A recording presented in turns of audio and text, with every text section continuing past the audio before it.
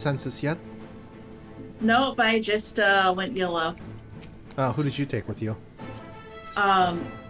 I took Rakatia, Estinian, and Elfinode, and I feel like that's the wrong combination, but...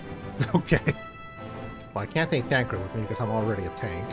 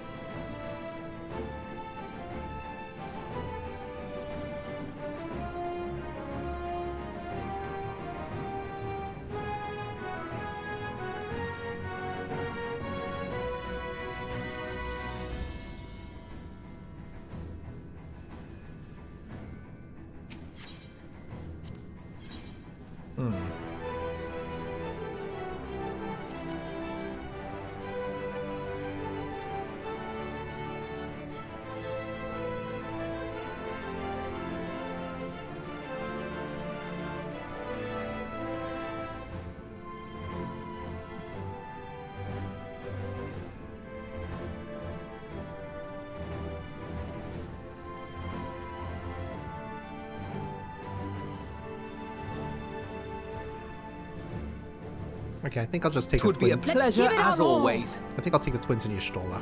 Victory will be ours. Okay. Y'shtola. Well, I feel like in a place with a lot of Aether, someone who sees Aether is going to be very helpful.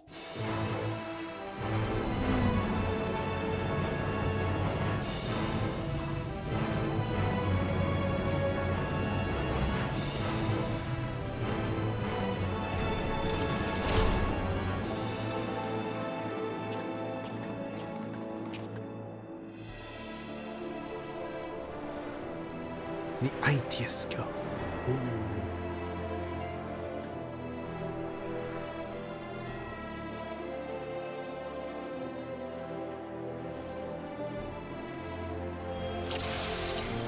All seems in order with the lens, and I trust you can hear me?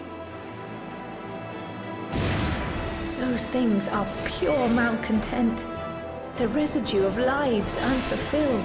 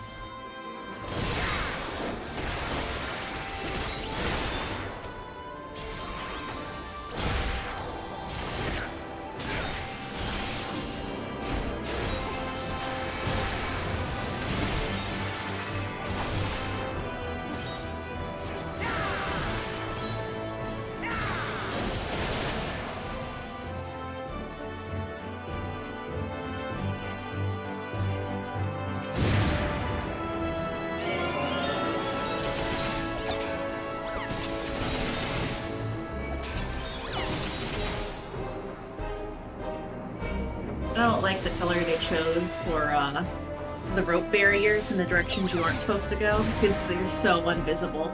Oh.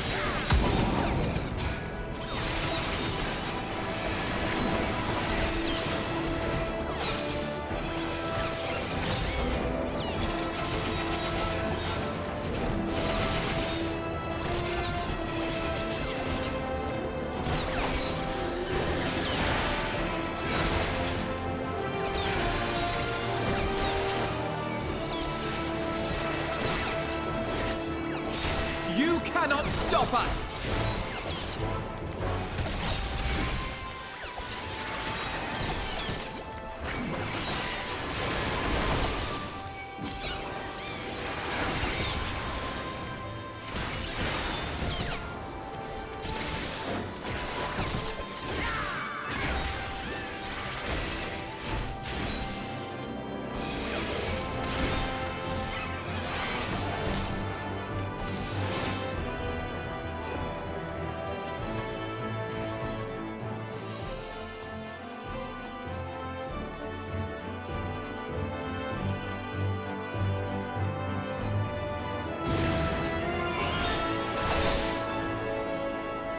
Oh no, it's a sloppy man.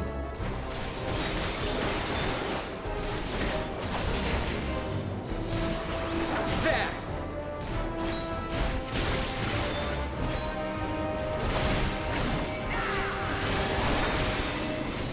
There!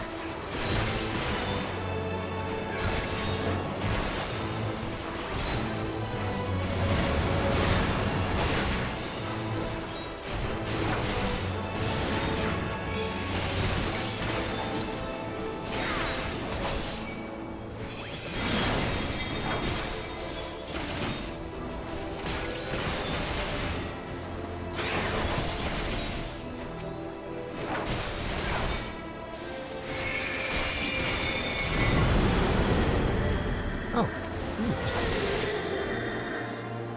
I don't remember whose staff that is. I'm that's Louis Swa's staff. thinking okay. It's also been used by Papalima.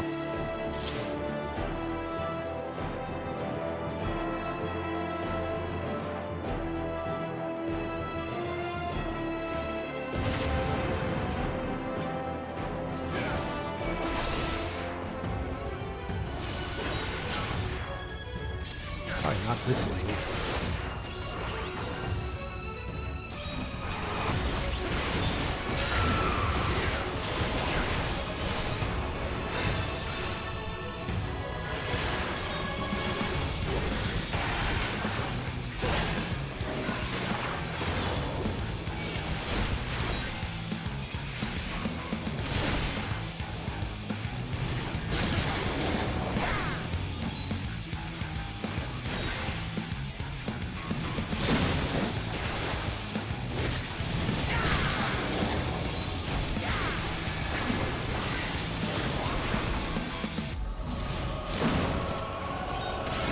Gloves are off.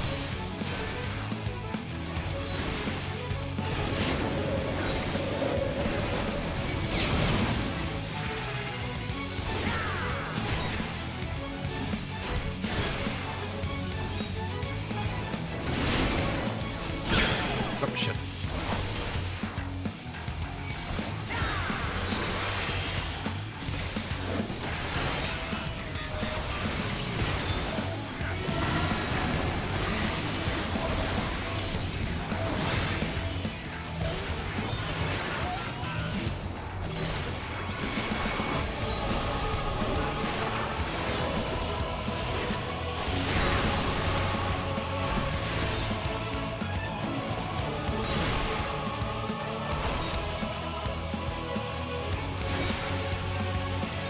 I have you now.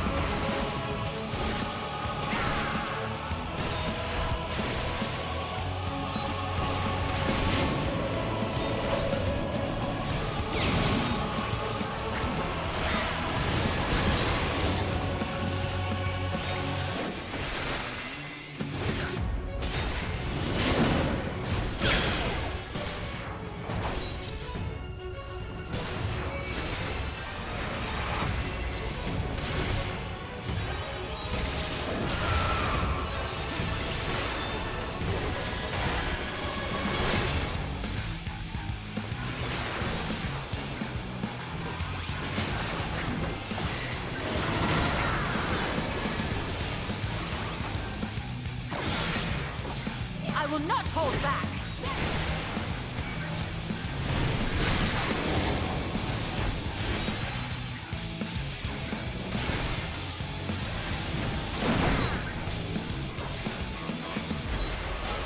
You underestimate I will me. end this farce.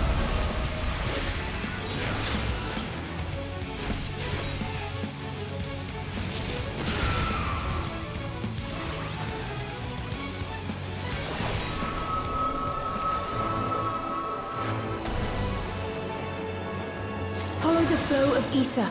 It will guide you.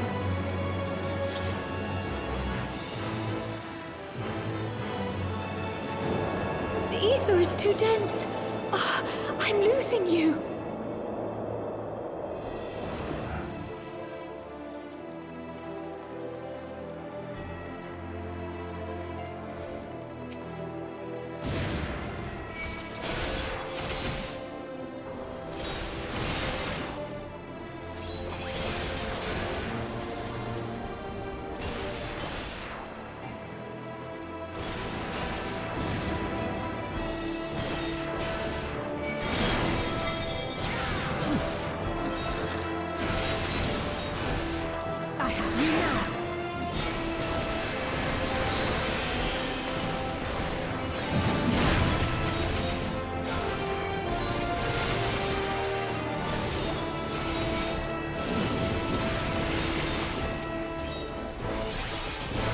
Given how much Aether there is here, I have no idea how your skull is not blinded for you. I will not hold back.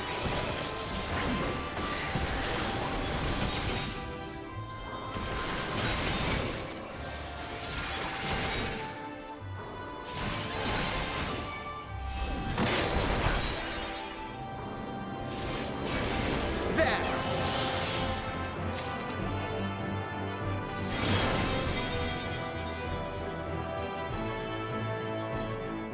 Oh.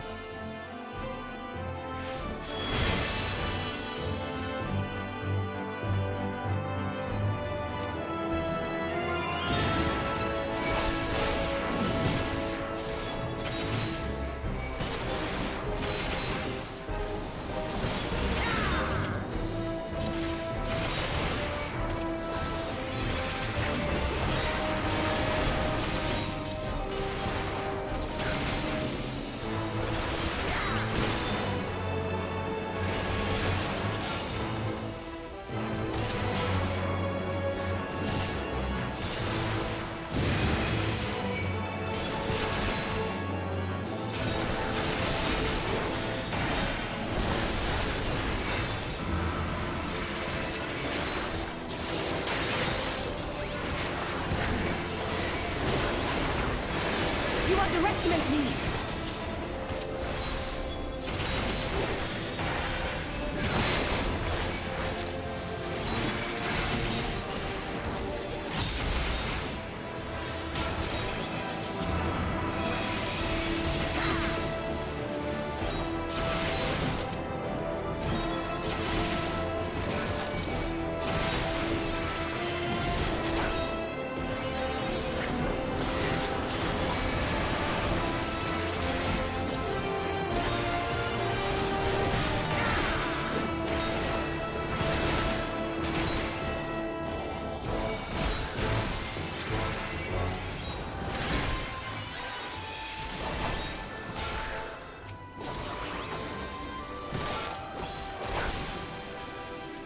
I have you now.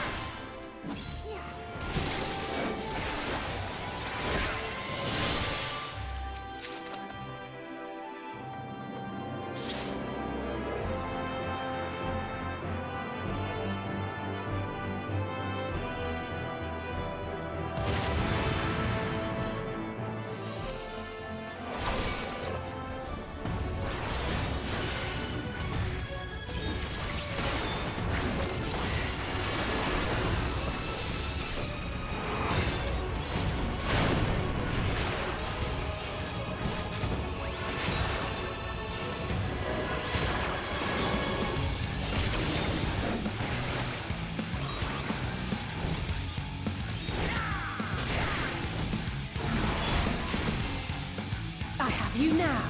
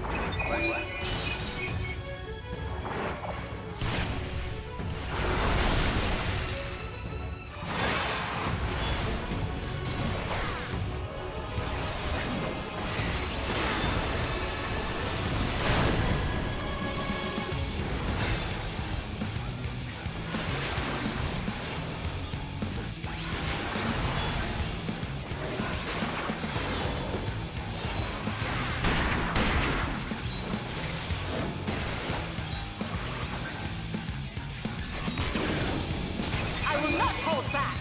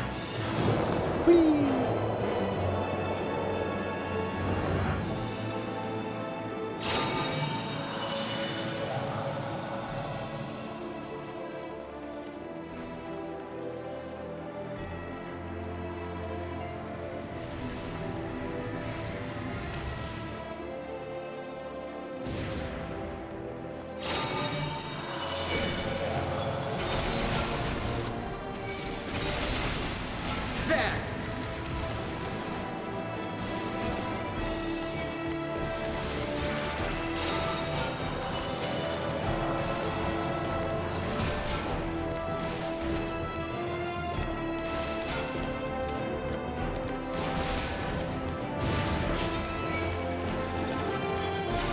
You cannot stop us!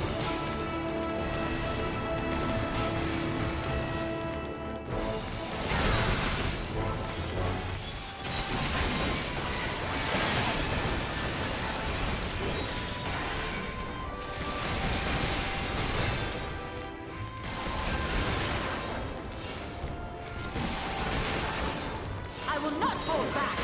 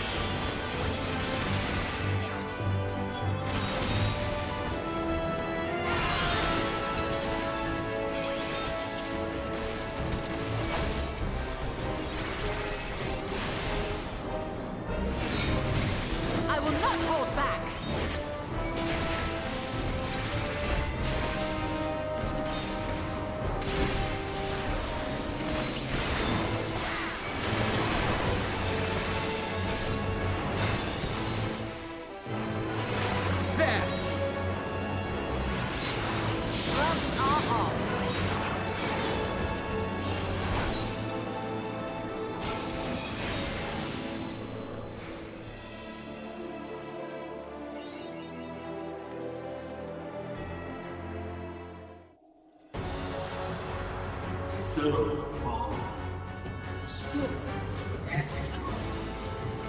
Oh, I should have taken that crap.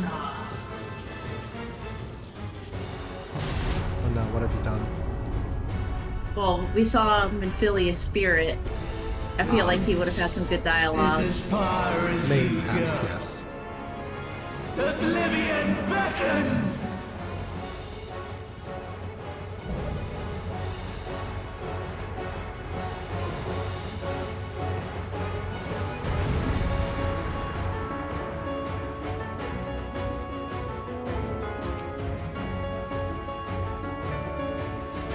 Many faces have I worn, but this is my favorite by far!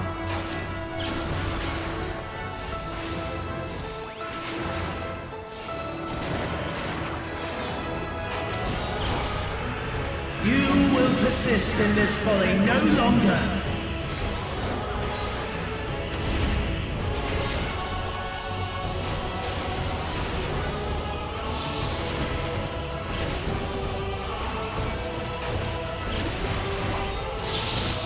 The stage is set! You underestimate me!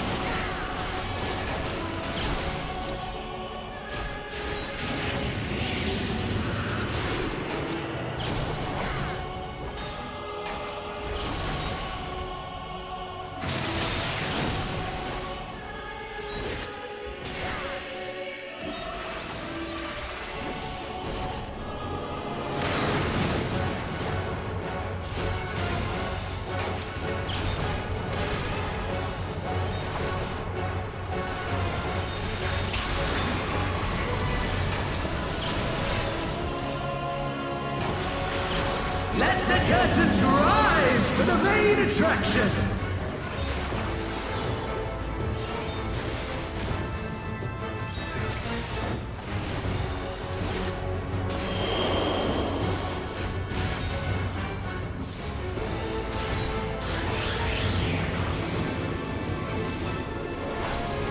Oh, neat.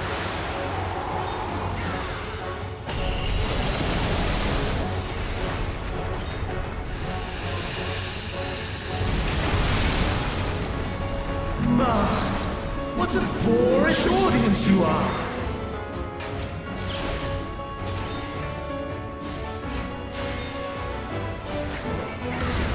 Gloves are off.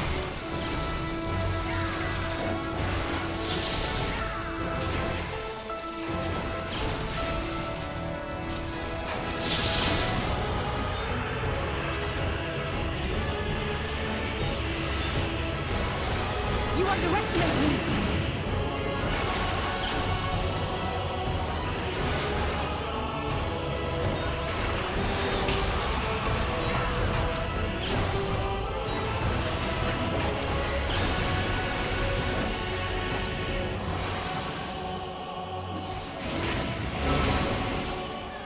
There!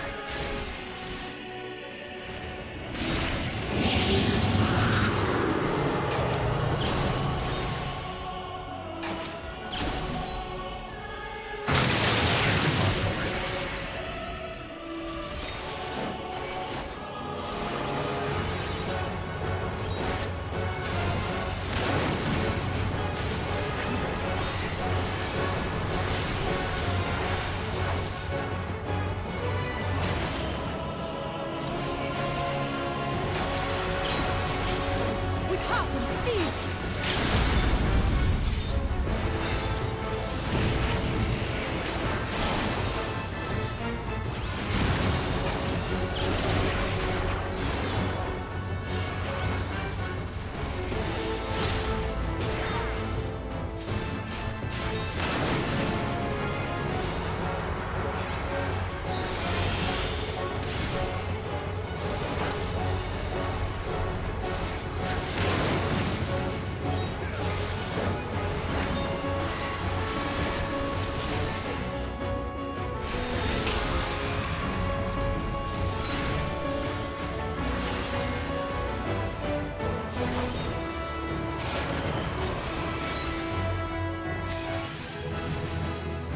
Victory!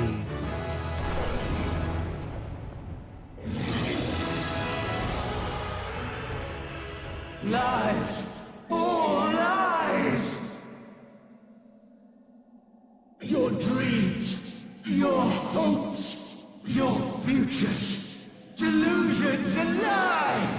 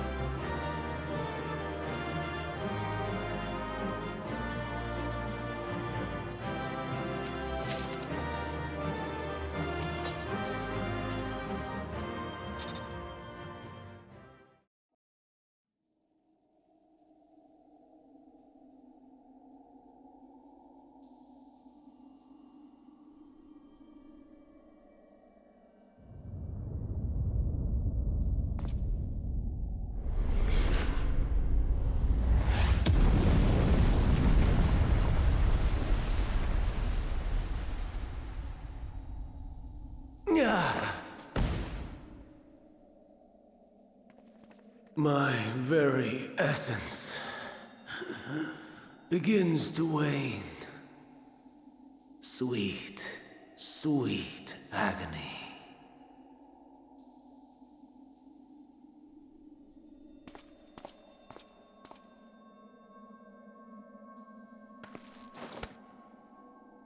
Leave this to him.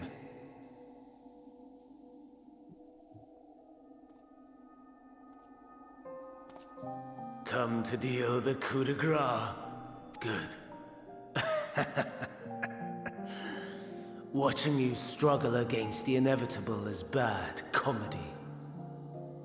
Erase me from existence, soul and all.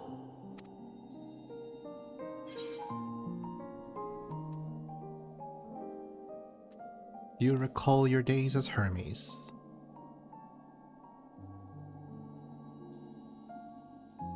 How would you know that name?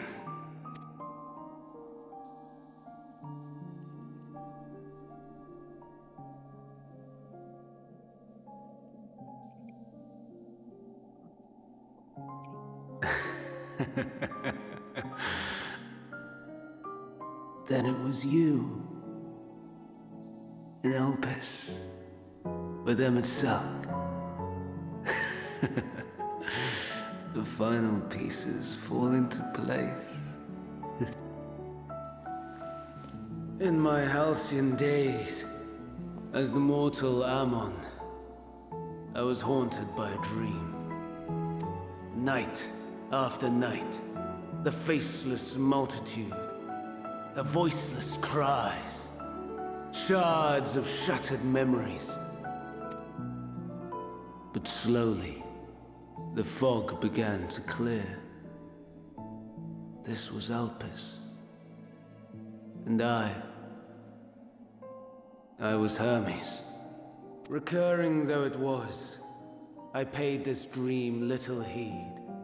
It was only when I was granted the seat and memories of Fandaniel that I knew these visions to be true. They were the memories of Hermes that he himself erased using the power of Kairos. Or so he thought. In his attempt to burn away the events of that fateful day, he succeeded only in searing them more deeply into his soul. My soul.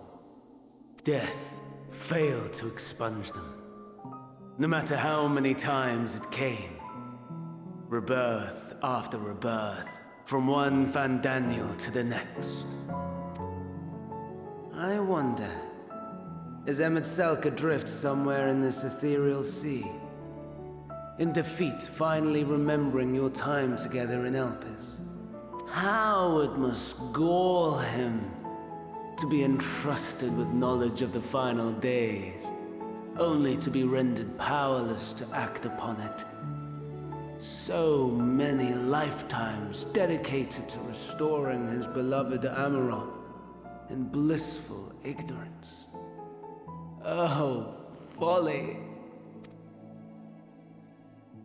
But make no mistake, my life as Hermes is not the reason I invited the world's end. I have lived. I have struggled. I have dredged the very depths of despair. And in the detritus of existence, I found the truth. I served a great ruler, powerful beyond measure. The world his dominion. Yet even he and his vast empire were destined to fall, to become one with oblivion. At the end of life's journey lies only death. So I ask you, why live at all?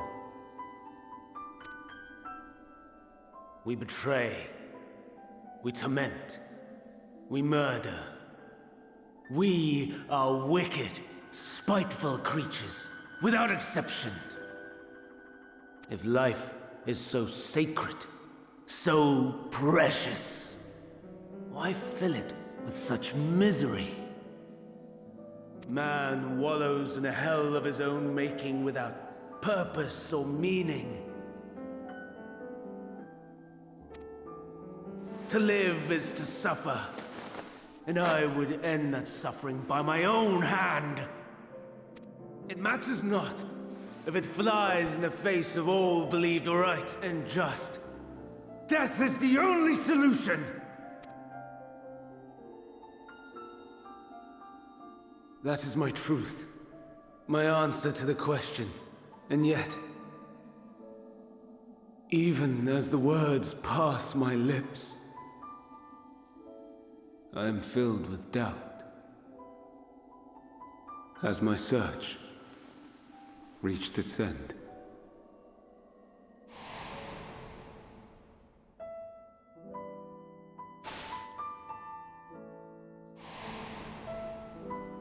Was this the only way?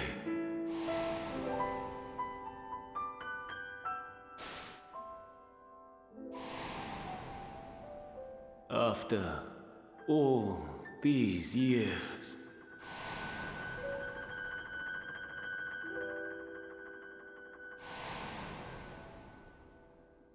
is this the answer I was hoping for?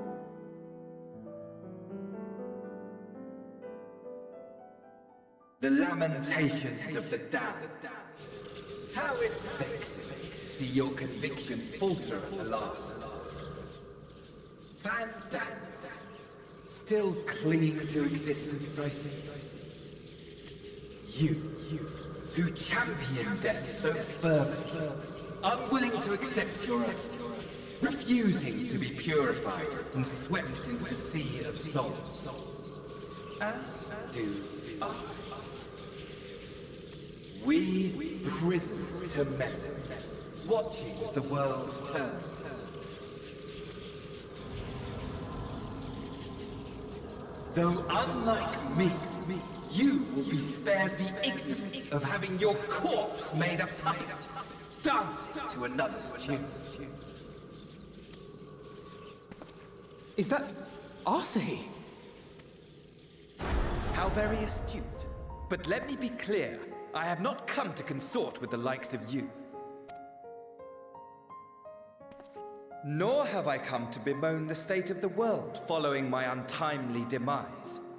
In fact, I delight in mankind's downfall, and the anguish it brings the savior of the savages. If I played some small part in the chaos, all the better. Not that I was in any position to resist. But to be made accomplice to the betrayal of Lord Xenos. I would die 1,000 deaths to exact my vengeance.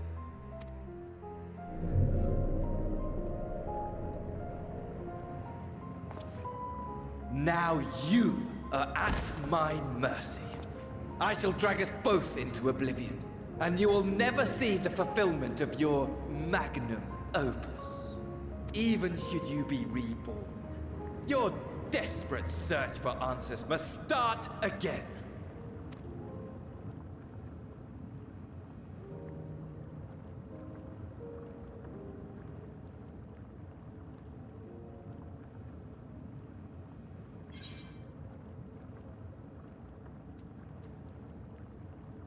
Next time, we'll find the answer together.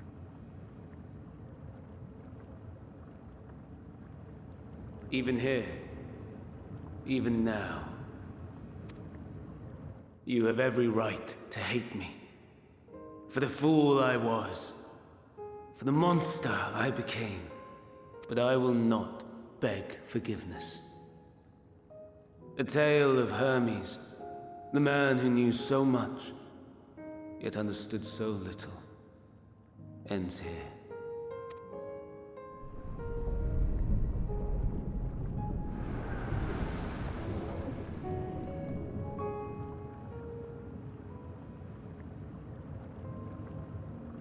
Don't try to follow me. I had more of you people than I could stomach in life. Never mind in death. Likewise, I pray we do not meet again. You had better hope not.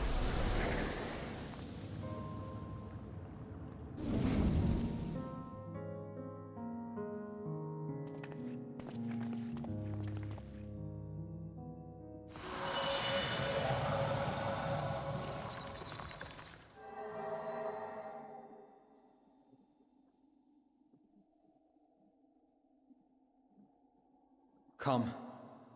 Hydaelyn is waiting.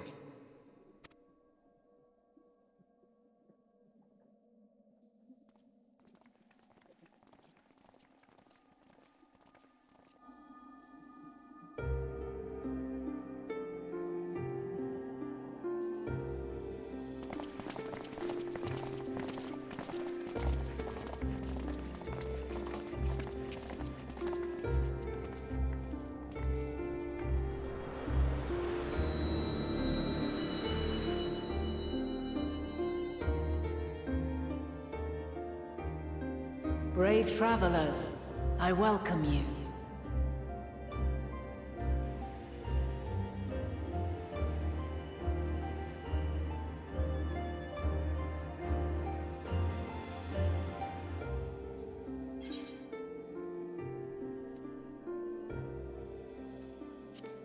You look different.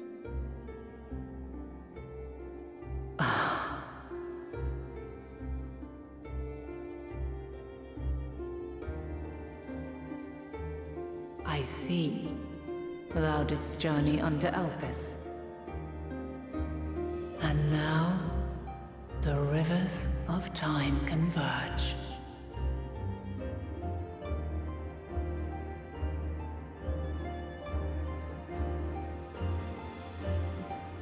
I know why you have come.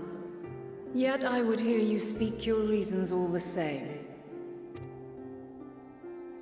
You created the moon to deliver mankind from the final days. But is that really how it has to end? We do not wish to abandon this world. We want to protect the source and all of its shards. To flee is but one of two paths.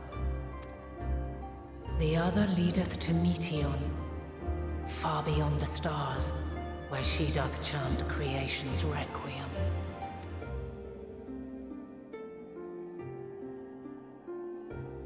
Her domain is formed of dynamis, pure, absolute. Where emotion and memory govern all, ether will avail you naught. Meteon hath gathered the pain and despair of countless stars, and to go unprepared is to go unto your doom. We'll beat her. We'll win. I swear it. Is what I might have said. Once. After everything I've seen, all the times I've succumbed to my own anger and fear. I can no longer pretend that courage and faith will be enough. But are we truly so powerless? That our only choice is to flee? Far from it, my child. Long ago, the inhabitants of myriad stars, many more prosperous than Atheris, sought to free their worlds from life's woes.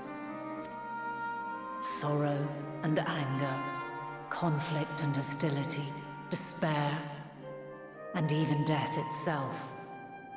But as Meteon reported, every attempt ended in failure. Darkness abideth within every living being and can never be cast out. Neither reason nor faith can challenge this immutable truth. To live is to suffer, and in suffering, find strength, and purpose, and hope. As you have done so many times before. Thou dost pursue an impossible dream, yet knowing this, you pursue it nevertheless. And thou hast learned to depend on others as they do thee. Thy yearning for the power to save the powerless hath ever driven thee to greater heights. Thou hast grown strong. Though those closest to thee no longer walketh by thy side, their love remaineth thy guiding light. For duty's sake, thou hast been bound by truths unutterable time and time again. Yet thy heart hath never wavered, as thy companions will attest. In thy pursuit of mysteries great, all thou believest is brought into question. Undaunted, thy thirst for knowledge remaineth unquenched. The fires of hatred that once burned in thy heart burneth no more. From their ashes doth spring the light of love, warm and pure. As witness to black calamity, thou despaired at man's helplessness. Resolved, thou didst unite a distant world on the brink of collapse.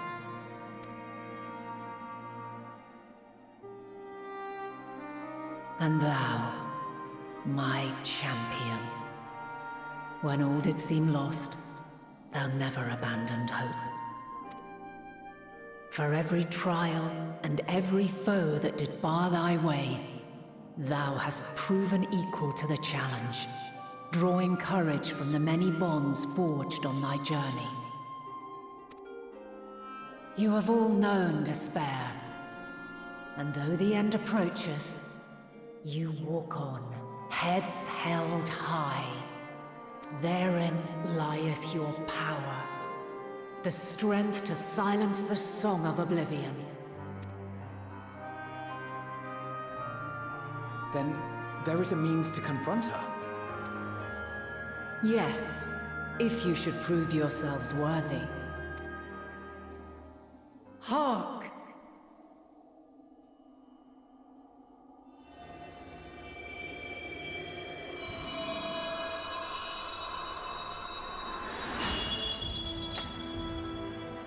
Nigh impossible is it to send mortals to the edge of the universe. Should you fail, there will be no second chance. As the will of the star, I ask of you this. Do you possess the fortitude to stand firm when all around you doth crumble? Do you possess the faith to vanquish despair itself? Should you lack the strength to best a supreme deity, I cannot allow you to make the journey. You must leave this star and never return.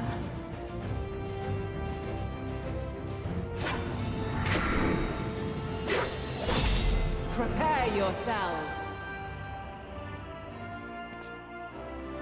Prove ourselves worthy, eh? Sounds straightforward enough. Aye. No room for confusion there.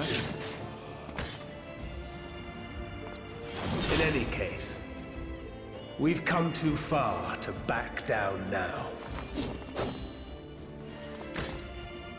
I am of the same mind. What power I have, I shall bring to bear. The three of you seem to be forgetting who we're up against. It's not every day we battle a divine being of untold power. Well, not quite every day.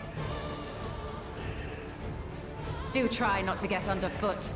Needless to say, there'll be no margin for error. Let us hold nothing back. For the people of this world and those beyond the rift.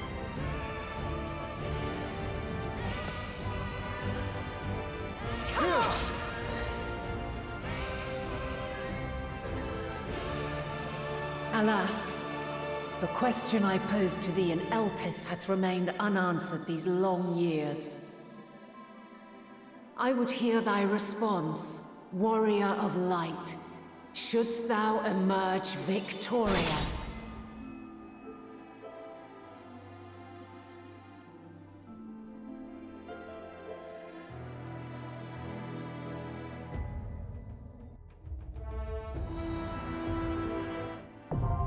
The Mother Crystal now accessible.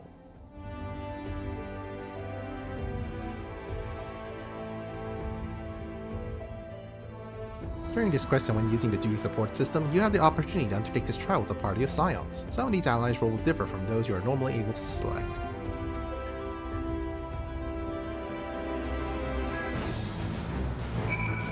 Hold up, Mom, hold up the chancla. That's a very sharp chancla she's got there, then.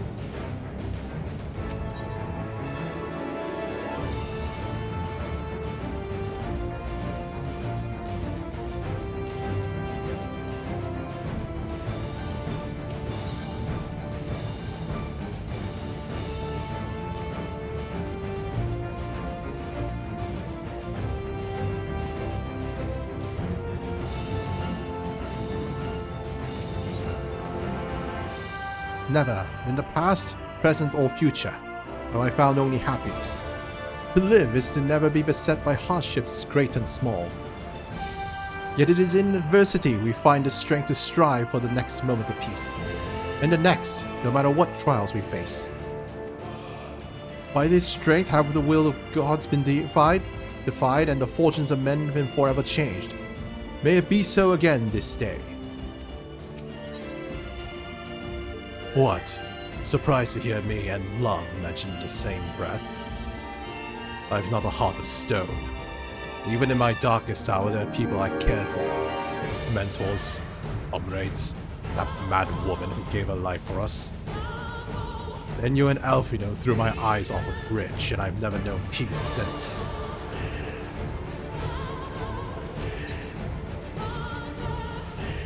From the ruins of a sundered paradise as she rise, to grant this star new life. As its will, long has she labored to guide her chosen children. Make no mistake, this trial puts to proof Heidel's own faith.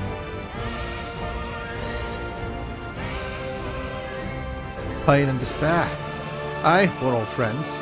Lost count of the times I cursed my own powerlessness. But it's the blessed moments in between that I choose to hold in my heart. Memories and possibilities. I fight to keep those things alive.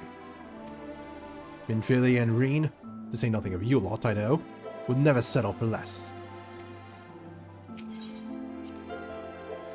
Should we bring our singular talents to bear as one, even gods may fall. Nevertheless, I prithee, throw thyself not into peril, lest our curative resources be spent. Emet called us incomplete, pitiful creatures, he said. And maybe we are. Pain, grief, fear, they walk with us wherever we go. But we proved to him that we deserve to live, and we'll prove it to Hydaelyn, Meteor, the universe itself if we must. If the strength is the courage to confront your failings and accept that you are worthy of another chance, to rise from the ashes while the fire still burns, bloody but unbound, then my friends have made me strong.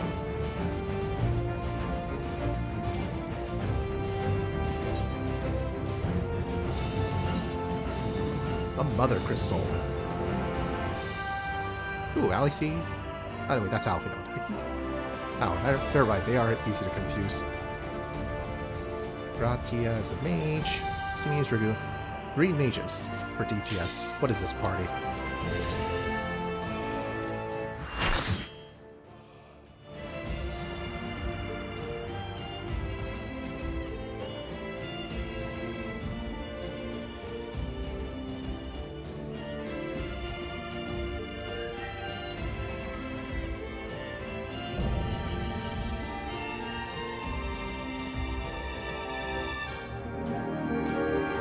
Divine light. Hydaelyn. I, the last of my kind, shall test thee. Come, prove thy worth.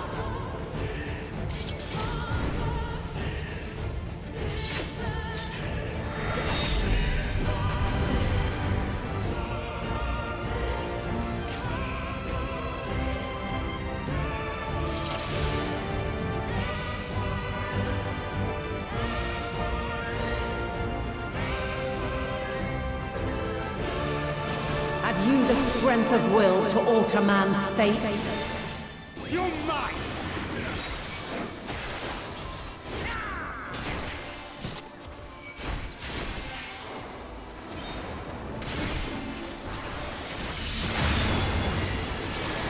A change of arms. May the test continue.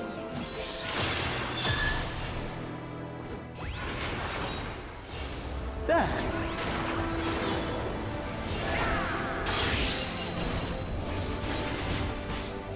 We're near or far.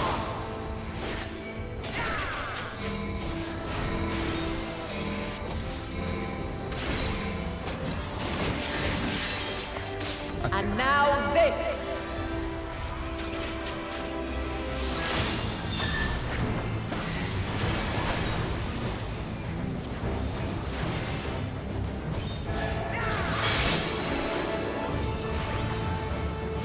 Light unyielding. If I may?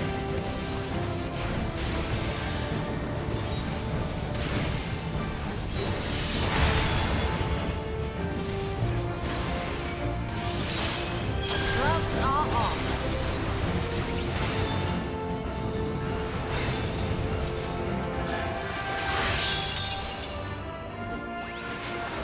By blade!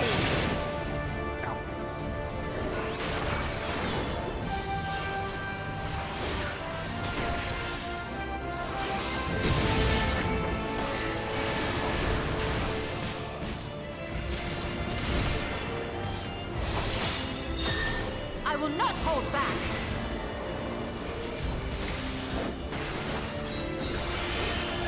This will hurt. Light unyielding.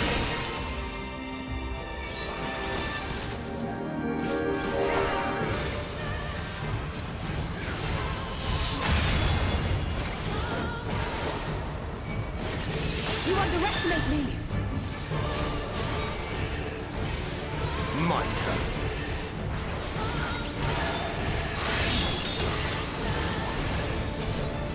By blade! Be gone! Crystals of light, to me.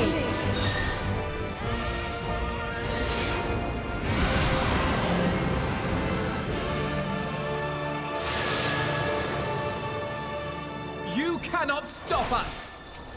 Here.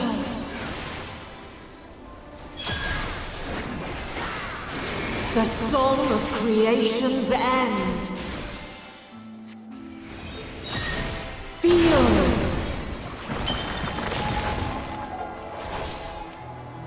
The sorrow at hope's demise. Think.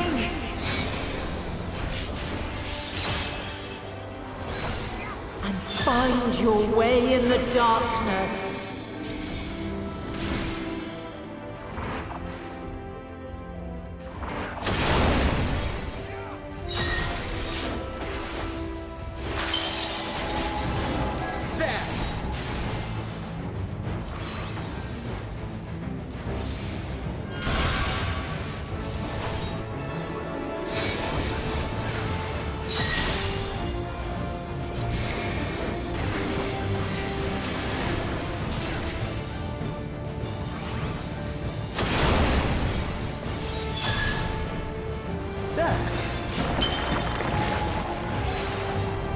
I will not hold back.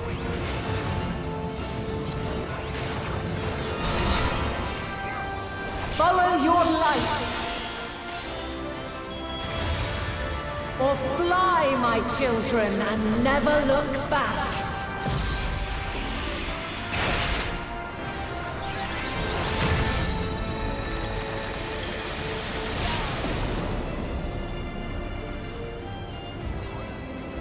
Then you are resolved. With heart to proceed. Away with you! This quest is far from over.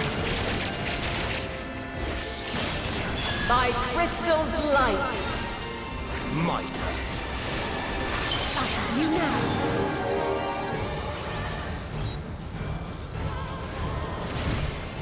There.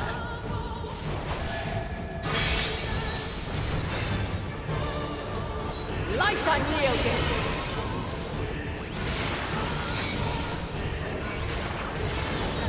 You underestimate me! Refulgence eternal.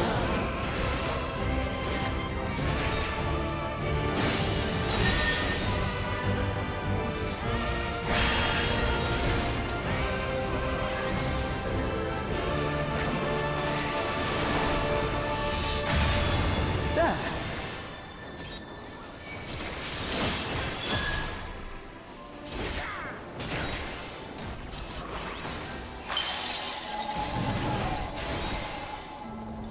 Make ready! Goodbye.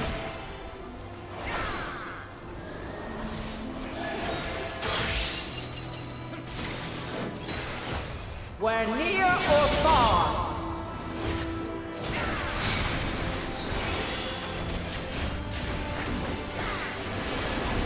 Try and stop!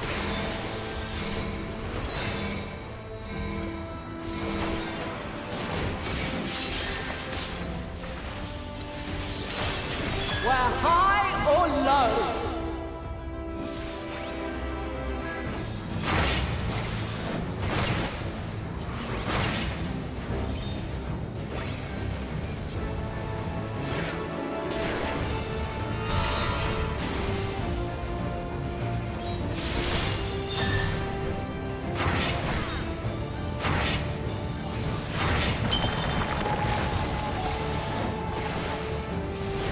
Together we shall overcome this.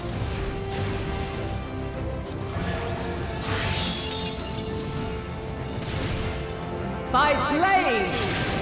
Yeah, but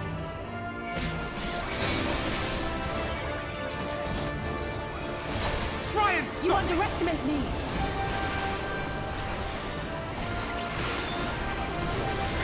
You're mine! Succumb not to fear. There!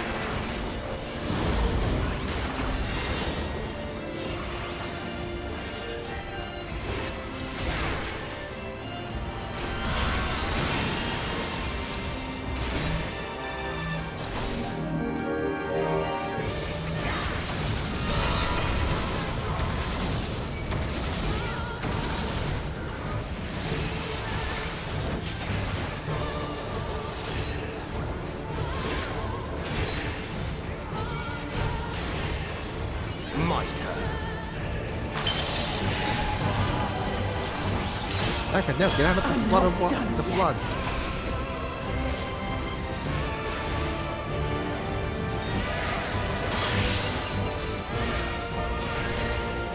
We're near or far. Okay, now I more or less understand the symbols.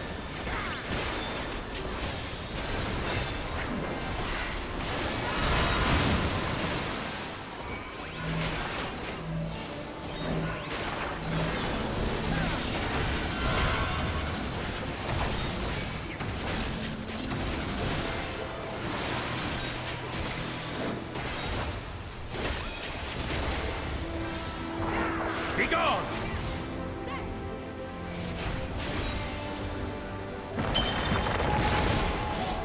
I can still fight.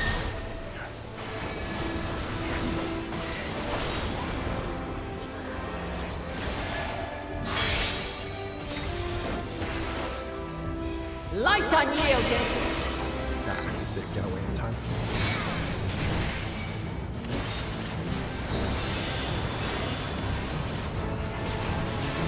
Oh, pour it out and say.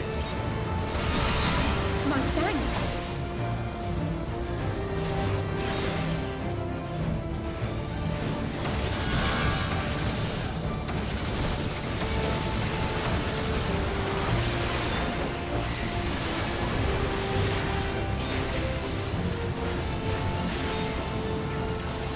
Not good.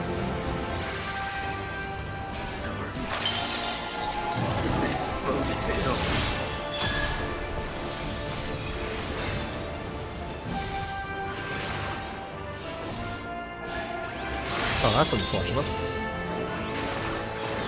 By blade. And I failed to dodge that. Damn it.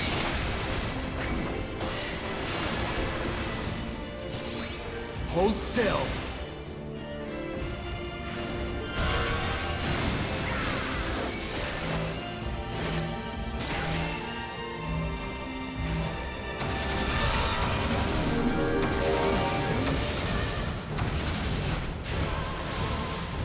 Ah, damn it.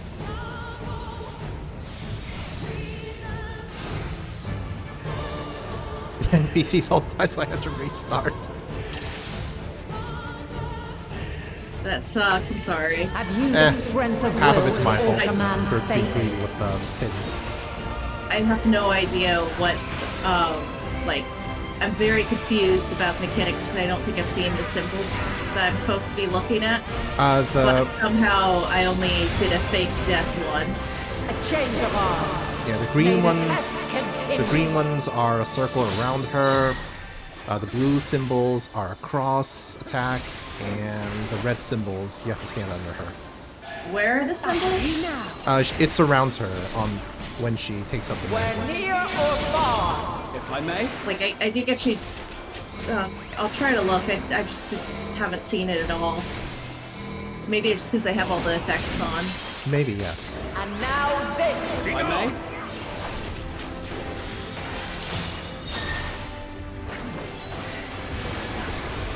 Make ready! Like right there. Light unyielding. And I just missed that.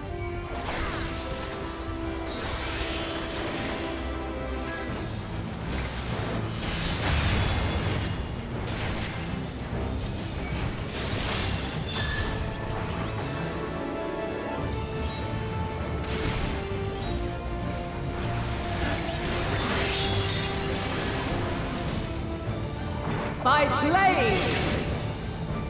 I'll handle the healing.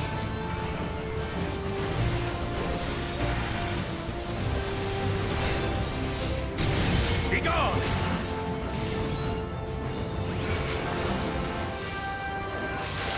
I have you now.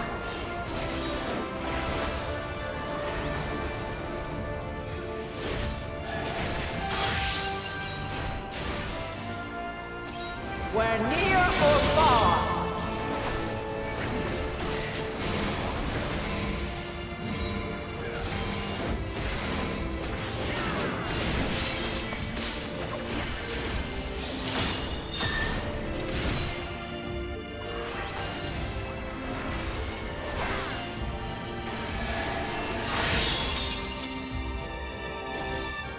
By blade!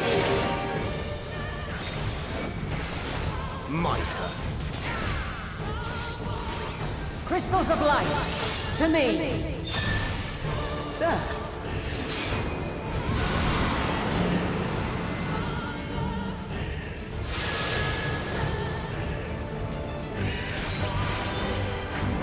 Here!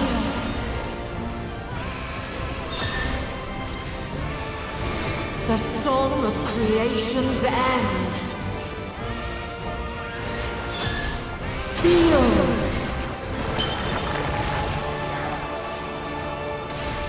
The sorrow at hope's demise. Think!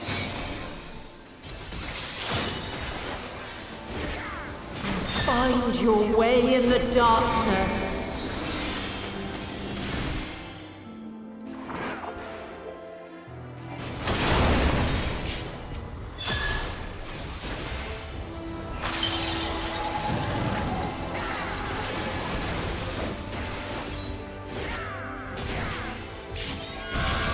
You underestimate me!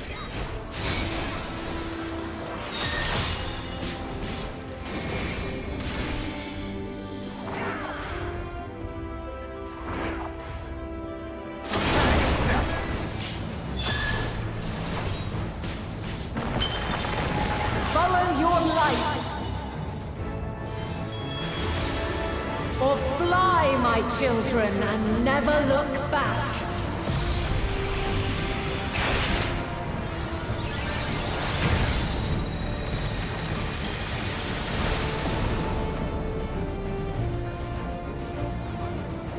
Then you are resolved.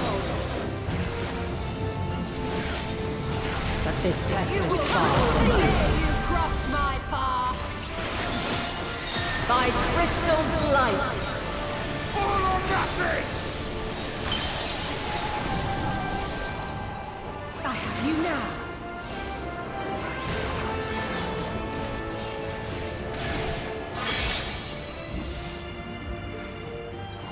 Light unyielding.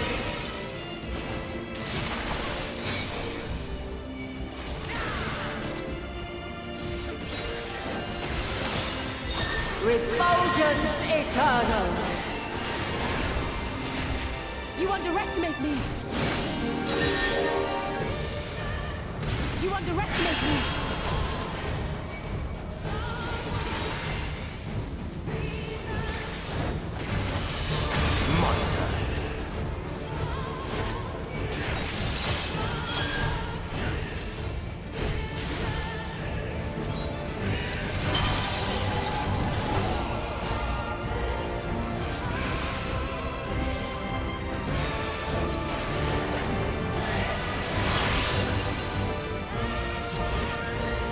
Where near or far.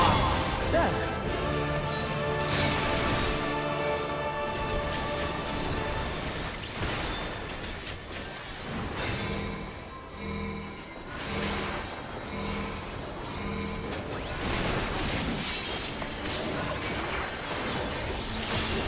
Where high or low.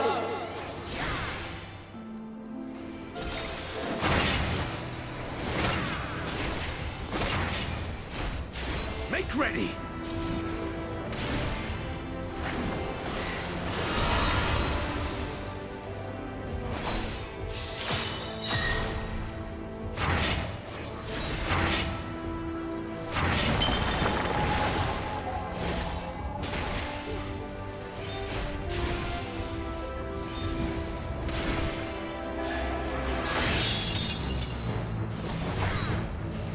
By blade.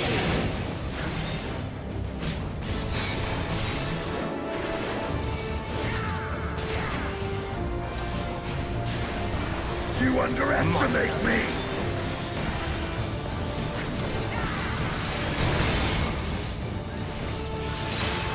Succumb not to fear.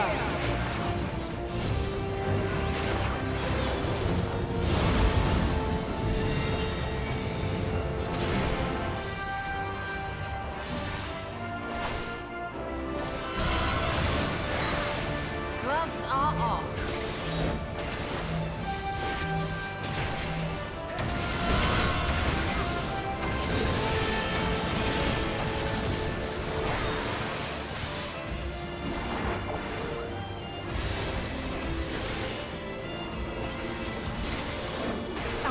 now!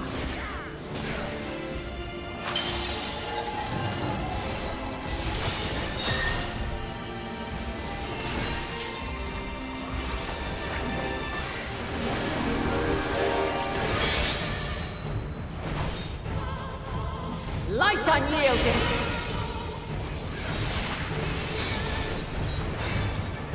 There!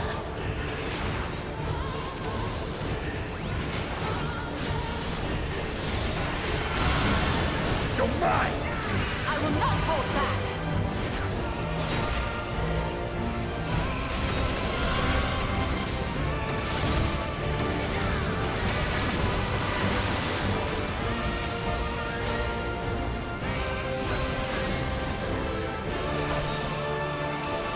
You underestimate me!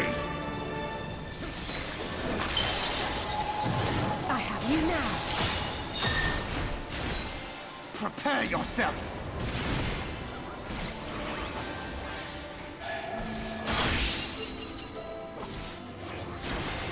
We're near or far!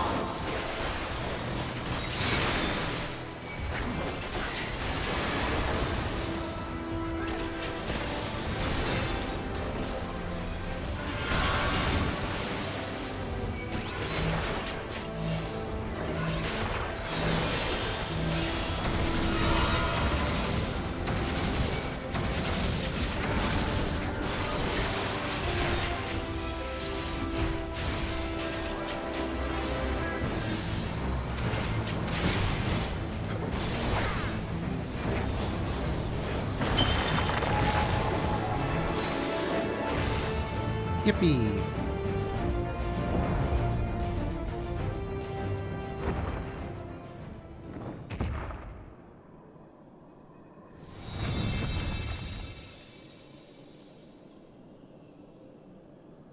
At last, man has the strength to...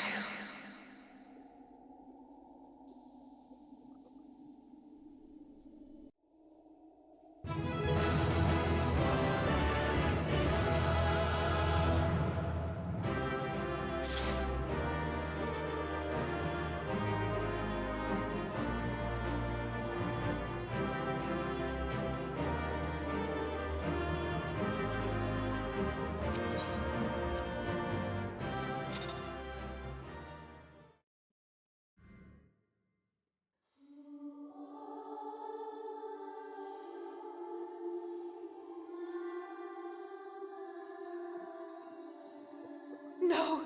This can't be happening!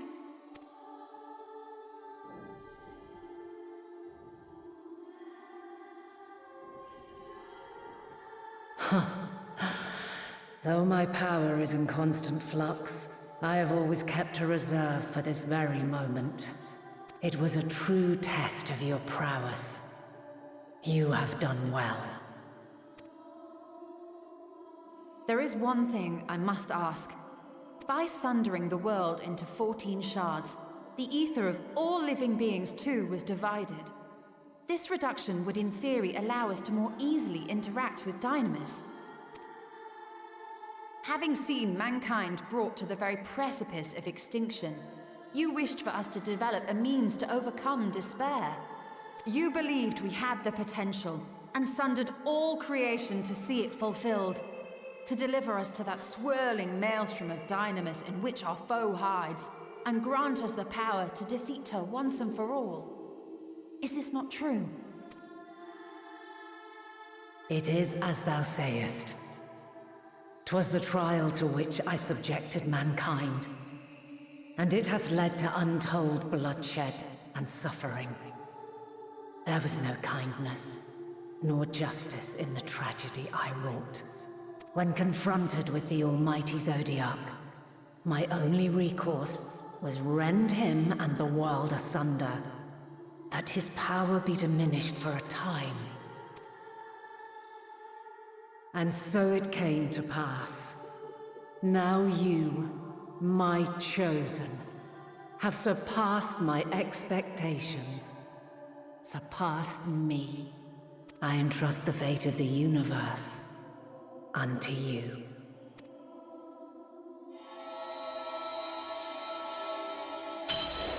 This crystal contains the memory of Meteion's passage through the stars. Deliver it unto the Loporrits. They will guide you to her.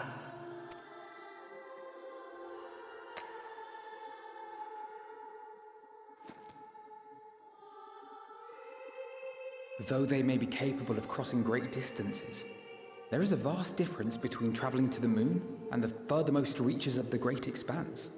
And unlike Meteion, we cannot simply soar on waves of dynamis to our destination. Indeed. To make such a journey would require an astronomical amount of ether. But a solution lieth close at hand.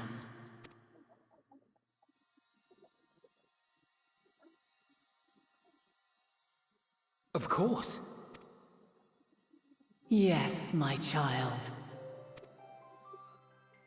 Ever since I became the will of the star, the ether drawn here had slowly crystallized.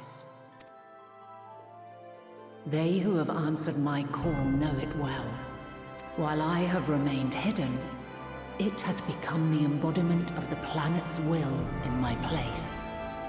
A faceless, omnipotent force of nature. The Mother Crystal, our final hope.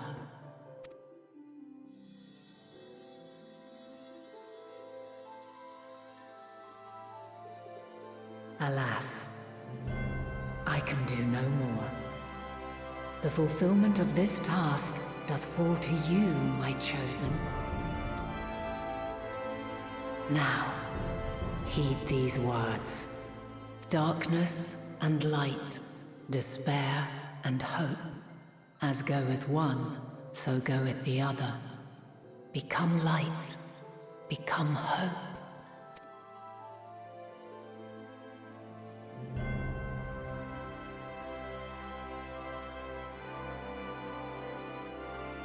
I have a gift for thee. Come closer.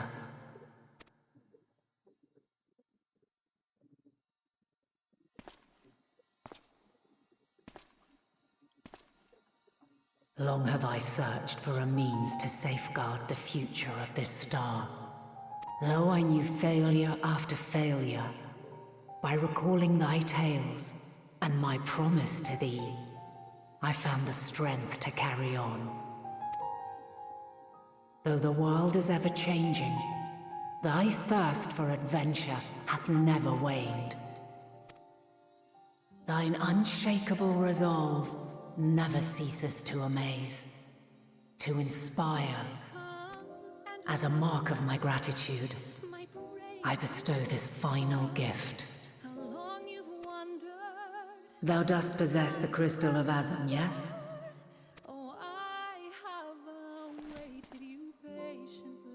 As Hydaelyn, I reside over the forces of stasis, tranquility, peace. The laws which impart stability to existence itself. I will weave this self-same power into the crystal, granting thee mastery over matter, to give form to the formless. Use it wisely, for it will not last indefinitely. As thou hast seen on thy journey through the ethereal sea, souls are drawn to thee. Mayhap this trait will prove to be a boon rather than a hindrance.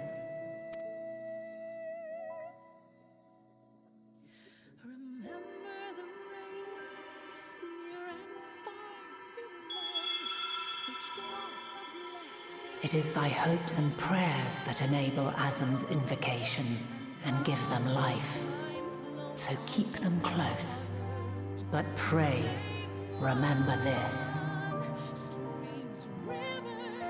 When the way forward is hidden, even from the mind's eye, look not to the invocation, but within yourself. These were the words of the crystal's original bearer.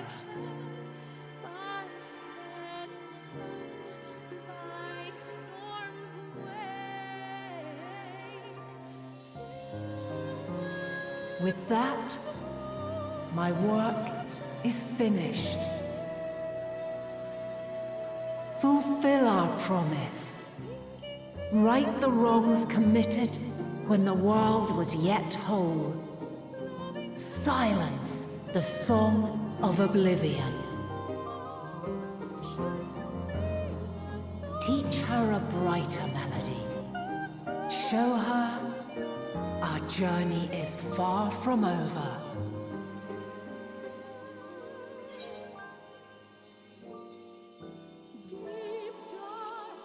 We'll find our way, Venat.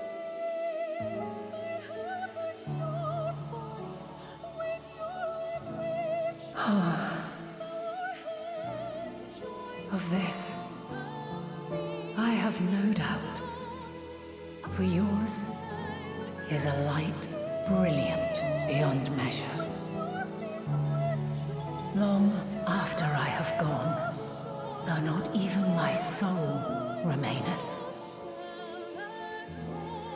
my love will be with you forever, my dearest children.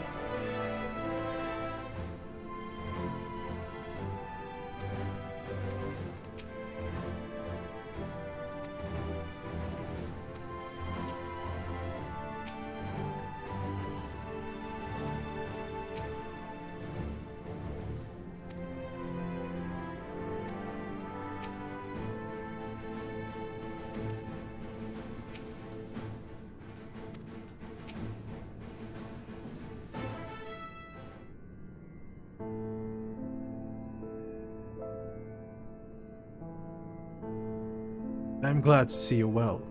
Though we could roughly place your souls, deep as you went, we could neither see nor hear you. The fluctuations in your ether near the end gave me quite a fright. What in the world happened?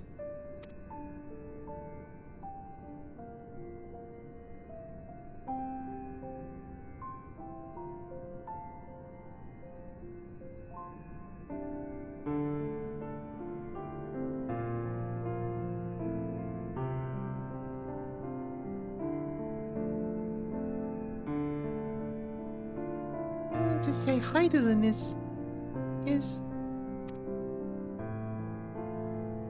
No. There's no time to feel our feelings. We must carry our Heidelin's will without delay.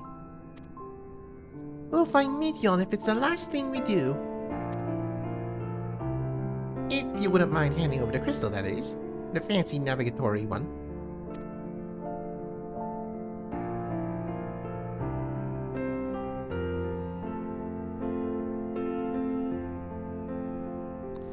To the edge of the universe, where congregates the despair of countless stars, you are determined to see this through. We are. Should words fail us, we will fight. To the bitter end. I know that it pains you to accept this. Would that I ask nothing more of you? Would that I need ask nothing more of you? Yet we have only two means to travel the great expanse. The moon and Charlian's Ark. I am all too aware that without both of them there will be no exodus. But I nevertheless beg you to honor the agreement we made.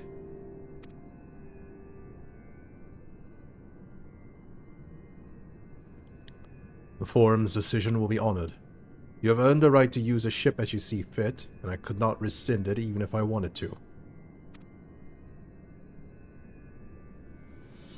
As it happens, I do not, and would do all within my power to aid your cause.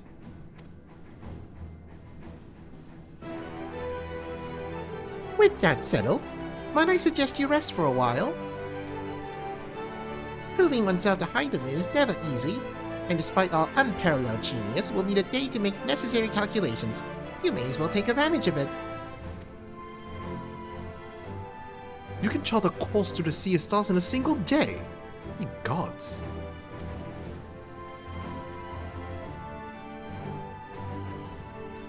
Shall we head to the above ground for some fresh air then? And perhaps a nap?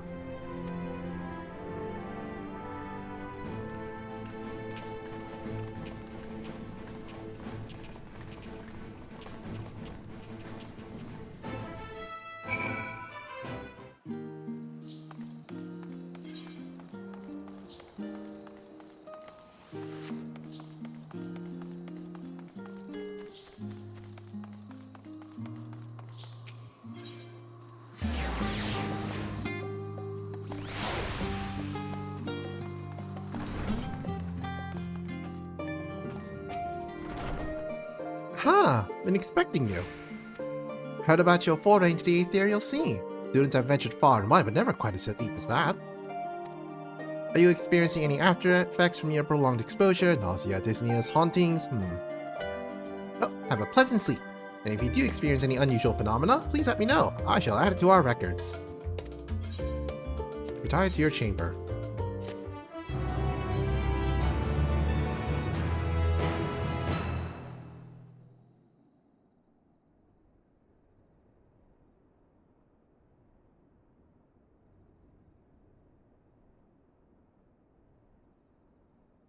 And of course we sleep in armor. You're the one wearing armor. I'm wearing an actual outfit. Fair enough. That is totally pajamas.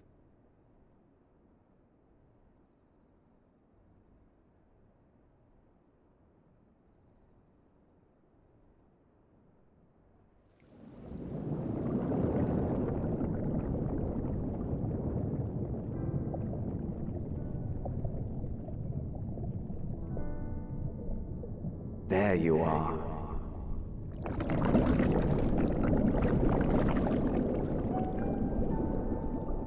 Some time, indeed, yes. For you, at least.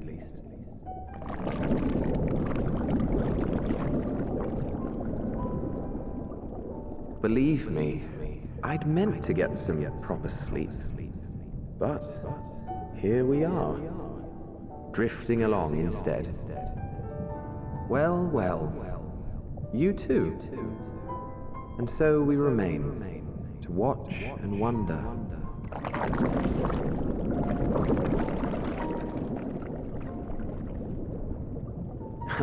Yes, indeed. To begin, we first must see the end.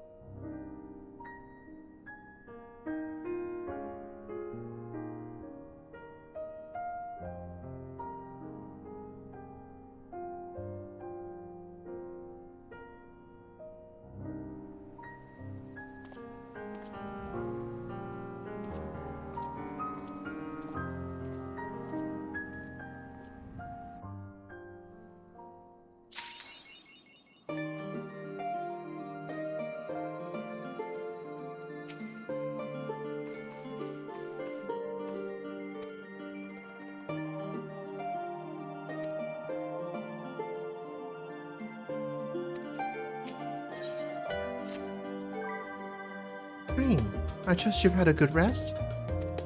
An envoy of Master Foshinolt's arrived not long ago with a message. The Loporits have determined Meteon's location. We've been asked to gather at the rostra. I'll meet you there along with the others.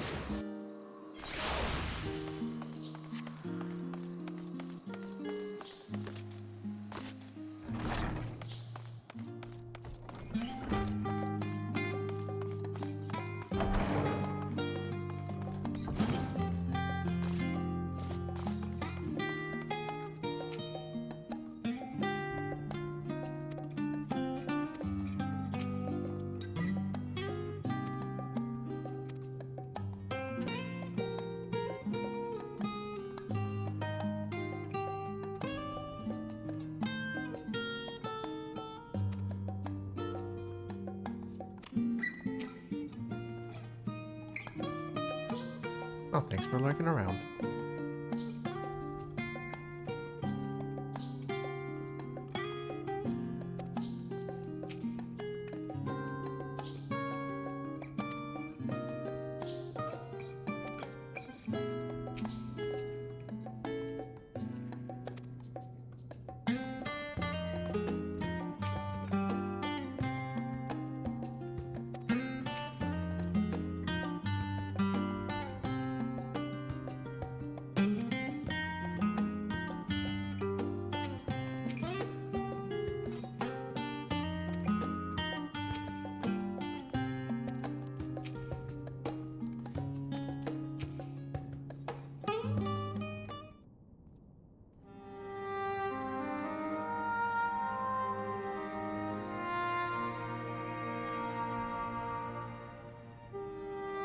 Everyone appears to be present and accounted for.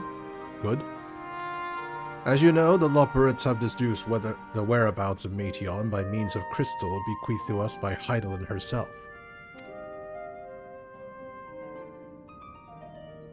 Yokori's location is a place far beyond the moon, in the farthest reaches in the Sea of Stars at the edge of creation.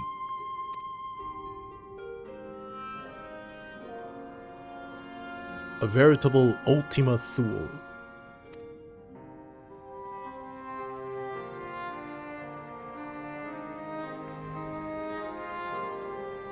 Indeed. How then are we to reach it? An excellent question. Luckily for you, I have an equally excellent answer. In theory, with its advanced propulsion systems, the moon is capable of delivering you to Ultima Thule. But the myriad other facilities housed within would greatly impede travel through the Sea of Stars. Even the Mother Crystal may not possess ether enough to bear so massive a vessel to our destination and back. However, if we integrate our Hyper Hopper into your Aetherburner, we should be able to fire things up and jump our way to the end of the universe in no time. Father, does this mean...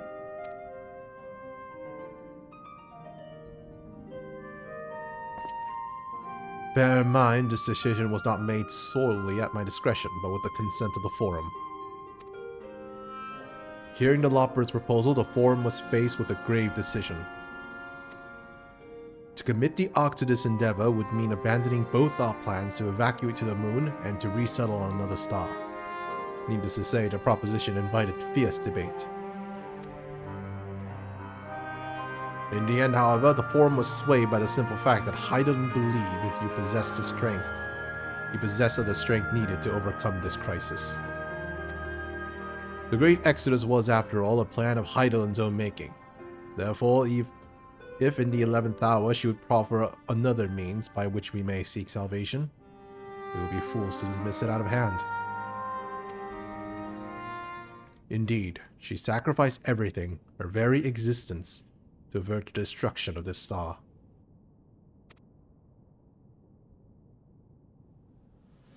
That is why we have chosen to place our faith in Hydaelyn, in you. The Ark will be made ready for your voyage to Ultima Thule. What of all the people that have labored so tirelessly to prepare for the evacuation? They must be furious. I would not be so sure. They have not forgotten your deeds on the Magna Glacius. Nor did your instrumental role in orchestrating the delivery of adamantite go unnoticed. No, the people do not protest. Quite the contrary. They have expressed unwavering support for you and your mission.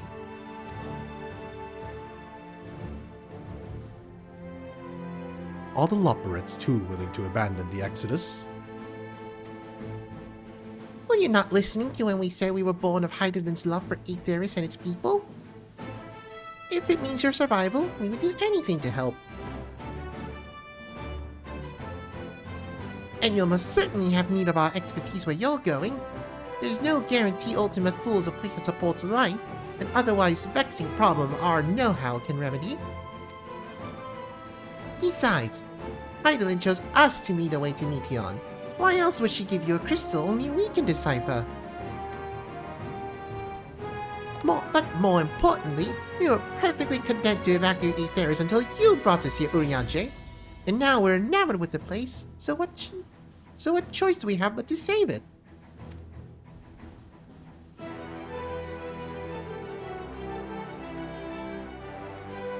Of course, none of this is possible without you and the Scions. So I must ask, are you certain you wish to do this?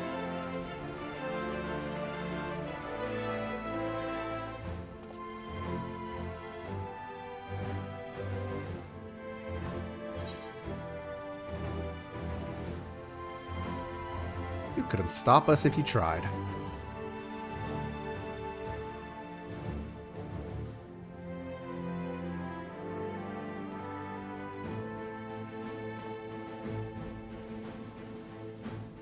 Very well. We shall inform the Forum of your decision, and begin preparation to bolster the Ark with the, Hyper Hopper. The Lawbirds will coordinate with the Ilsabak contingent to have the necessary components transported via the Tower of Babel. Of course, it will take time until the work is complete.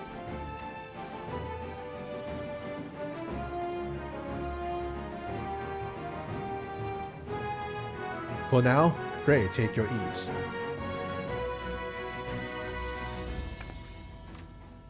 Twould seem there's naught to do but rest and prepare, shall we?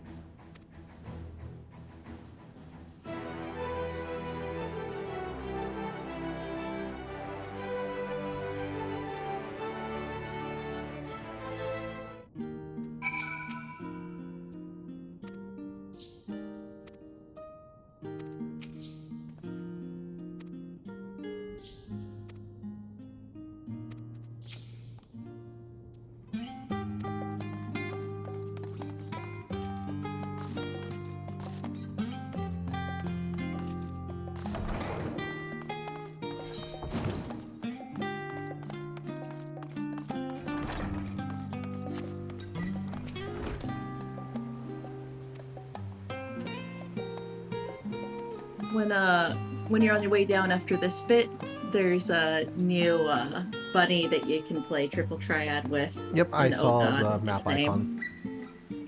Yeah, take a look at it. Okay.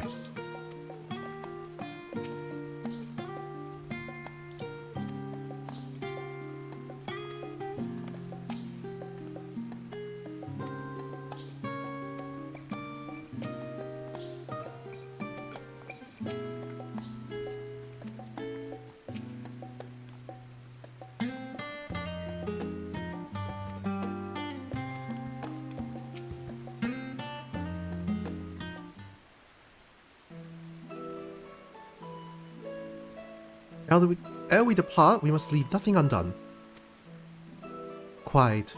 Though it is difficult to conceive of how one can best prepare to brave a domain where dynamis governs all. Nevertheless, Heidelin deemed us worthy of the trials that await. For lack of any other feasible options at this late stage, let us trust in her judgment and face Meteion as we are. Which leaves a not so small task of coordinating our efforts here to you and Tataru. If all goes to plan, we'll be back before you know it.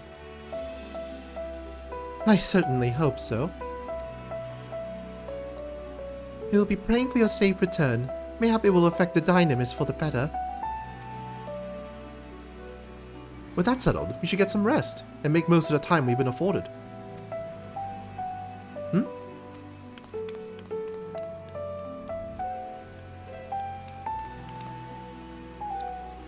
The meeting's over, is it? You were in there for so long I started to worry. What do they have to say? Oh, they're letting us take the ship and go straight into the edge of the universe. Edge of creation. I see.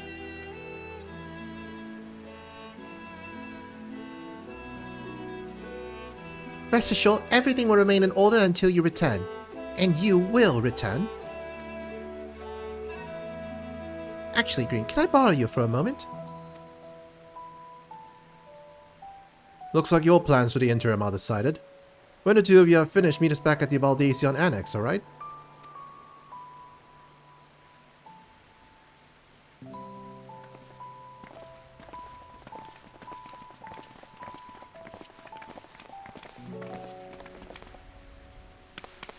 with me to the Agora. I have something to show you.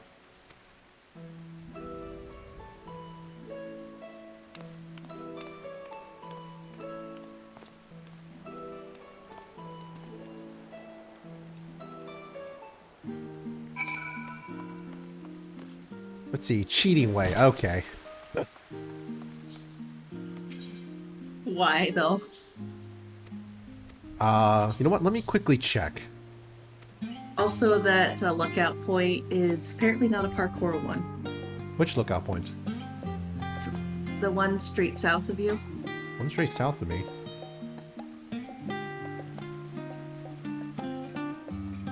Where? Oh, okay. I thought I saw on your screen for a bit. You must have already taken it. Ah, probably. Okay, let me see if he actually cheats. Roulette non-swap plus.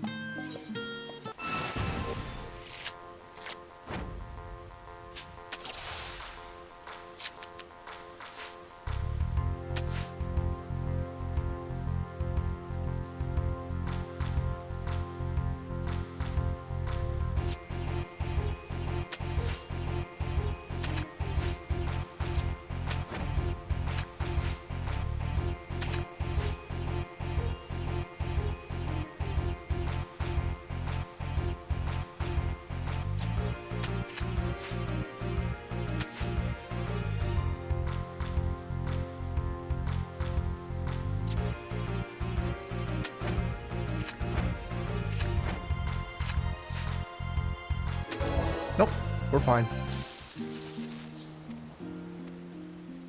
No cheating here.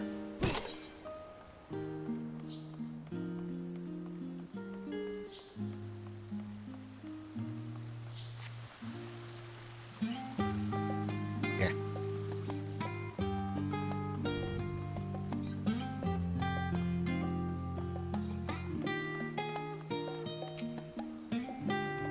Welcome, Green, to Taru's boutique. I've done my best to provide the Scions with fashionable attire, but in your case specifically, I make an extra effort to strive for the most functional yet stylish clothing one could ask for. Not that I'm playing favorites, but you are the warrior of light.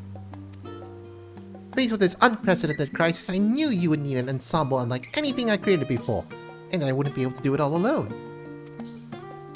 And so, after enlisting the aid of the world's finest artisans, I finally completed my career-defining masterpiece. But then inspiration struck. I saw a golden opportunity just begging to be seized. With the help of some Thavnarian refugees, I decided to set up shop here in Sharlayan. Of course, I would never charge you for any of our works. Perish the thought. Barsaruth, how are things coming along? Everything is in order, Mr. Sataru. We'll be ready to open shortly.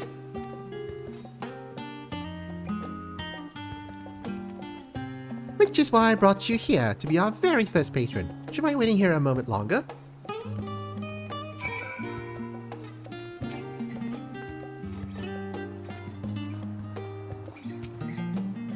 Following movement cannot be skipped. Wait for Tataru's boutique to open. Oh, is this where we get our artifact armor for this expansion? Maybe. I just know that this is a long cutscene. I see.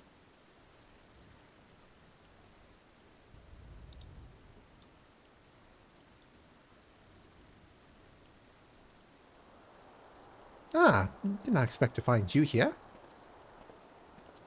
Who's that? Yay, it's Ritra.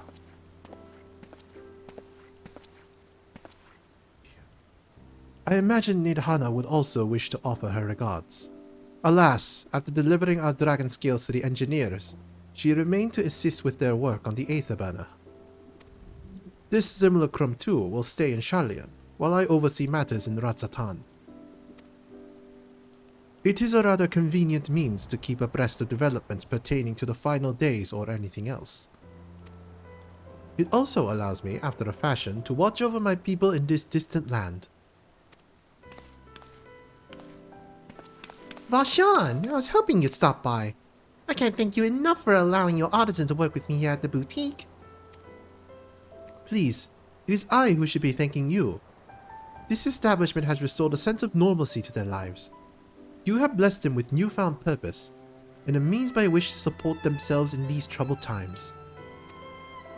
What's more, when they at least return home to Razatan, the experience and knowledge they have gained in your employ will no doubt prove a boon to the artistry and commerce of our land. In fact, I came here to see how your new employees are settling in, and to express my gratitude for granting them this opportunity. It's an opportunity for me as well, believe you me. Eltons have taught me so much about Thavnarian craftsmanship. Their resources and ingenuity are nothing short of inspiring. I can't wait to see what wonders we come up with. I pray you every success in your endeavors, Mistress Tataru. Before coming here, I heard word of the Forum's decision, of what will soon be attempted. It was only then that I finally understand why my father called his star the last bastion of hope. Indeed, it was the last bastion, for the flame of every other star he encountered had likely been extinguished. In the boundless dark, the light of brimming life must have been blinding in its splendor. You journey onto the heavens to protect that light. May the scales of my kin serve you well. I have faith you will prevail, and restore peace and tranquility to the star.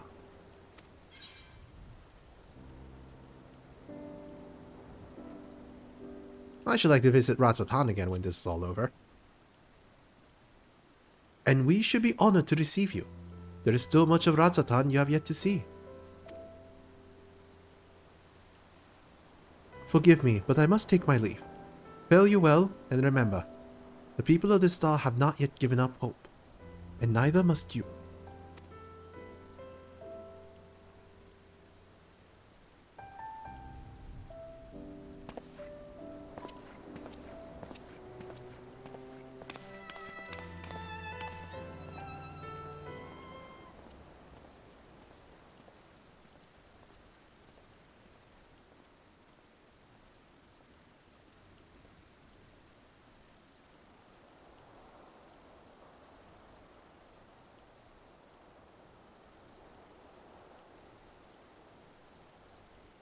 Oh, where must I go to get a meal with some flavor in this wasteland of taste?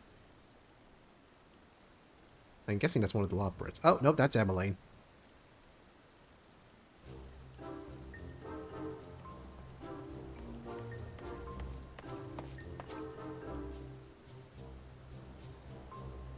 Green, old boy. My, whatever are you doing here? A new boutique, you say? I had been meaning to expand my wardrobe. Yes, something with a little more flair, perhaps, befitting a man of my station. Though I have nowhere to flaunt said raiment so long as my confinement continues indefinitely. I, the young Lord Four Toms, insist that so long as there is work to be done, no matter how trivial, I must abide here in Charlian. Thus do I toil, though every fibre of my being rails against it.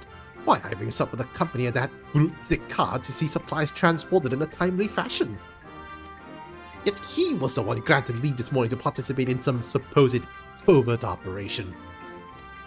So I suffer instead for his otherwise welcome absence, now burdened with extra busy work, and without Honoroy here, there is no one to prepare my meals.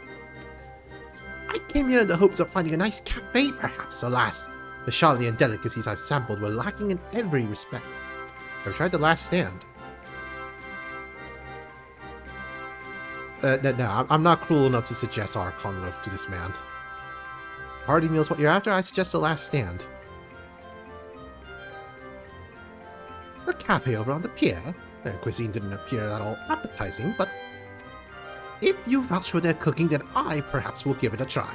Thank you for the suggestion, and ta-ta for now, old boy.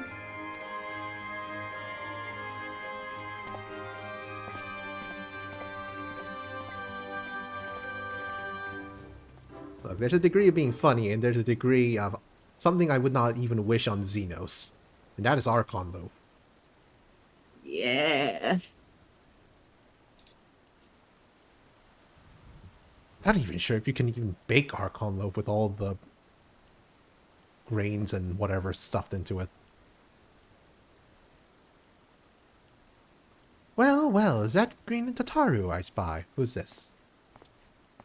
That was Hancock.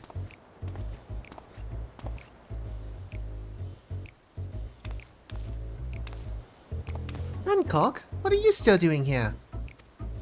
You said you were returning immediately after dropping off your cargo. Yes, that was my original plan. After all, any expertise required aside from the delivery of goods is well beyond my purview. But what manner of entrepreneur would squander an opportunity to study the markets of the northern seas? Worry not, I will return straight away to Kugane once I have finished. Of course you would find a way to turn this crisis to your advantage. She wounds me, the industrious woman running a new boutique. I am not blind to the travails of those who fight on the front lines to deliver us from ruin. Indeed, I have every confidence they will succeed, and I would make myself and my business ready for their return. If you believe in them so devoutly, then why not put your money where your mouth is? Fair enough, Tataru, fair enough. There is not more I can do to help ready the Ark and her heroes for their maiden voyage, but on your return, I shall host a grand celebration in your honor at the Bokairo Inn. Accommodations are quite costly given the reputation of said establishment, but the East Aldnon Trading Company would be honored to foot the bill.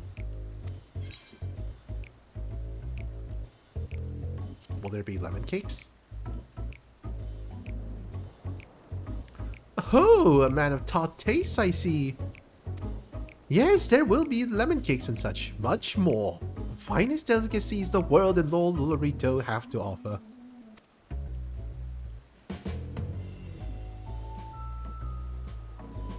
But let us speak more of this upon your return, lest I draw even more of Tataru's ire. Until next we meet.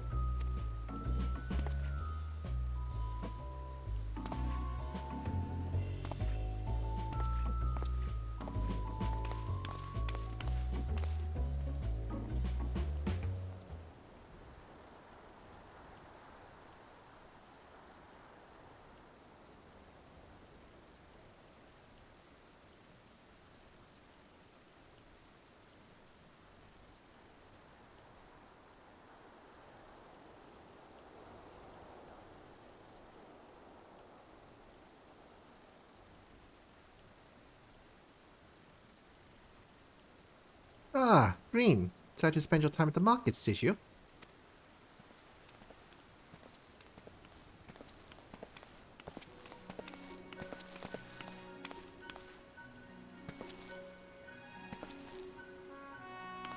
Tataru! Thanks, Wedge. Take a walk on the Ark proceeds apace? Aye, it does indeed. Collaborating with the greatest minds of Charlie and Razzatan has been a rewarding experience. And that's nothing to say of what we learned from the Loperates. Ark is unlike anything we'd ever had the pleasure to work on. Even Nero was rendered speechless on more than one occasion. Can't wait for you to see it. And you'll never guess who paid us a visit before we came to Charlian. Alpha. I think he sensed the coming danger and returned to check on us. He was always one to turn up in a time of need. I suppose that's why he decided to join us here in Charlian. Good thing too. I don't know how he does it, but he has a knack of brightening your day just by being there. Still hard to believe we had the means to send you off into the great expanse though. The farthest known reaches of, well, everything. Never thought I'd live to see such marvels, yet here I am. More often than not, you and the Scions are the catalyst that sparks the need for these great innovations. Think how much I'd have missed out on had I not been a member of the Ironworks. An awful lot of work, to be fair, and the privilege of being worked like a caught chocobo.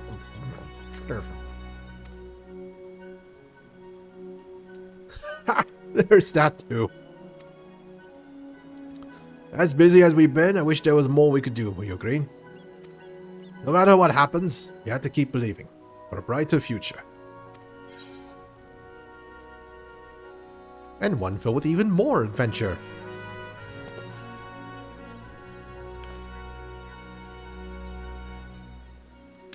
When you head back, will you tell the engineers I'll be along shortly with refreshments? That's very kind of you, Totaro. They'll be glad to hear it. And on that note, Wedge and I should get going. Still a few more supplies to gather before we return.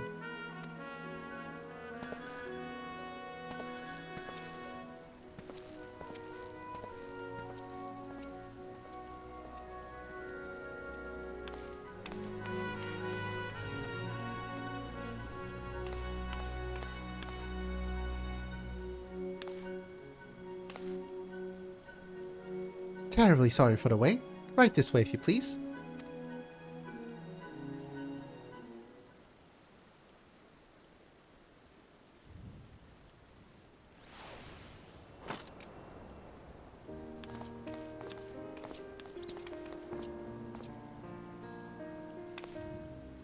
Right. I don't believe the two of you have ever been formally introduced.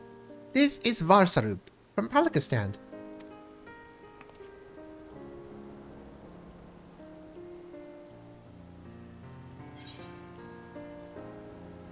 How have we met before?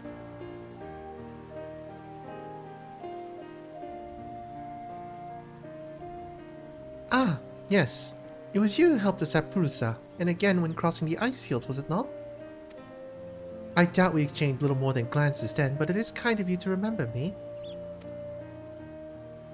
Thanks to Mistress Tataru, I and many of my friends have found gainful employment in this foreign land. It is only natural to feel fear in the face of calamity. In such time, we must look to one another for strength and succor. I know not whether we will come to call this place home or return to Thavnia, but we are here today, and are glad to have contributed to the cause.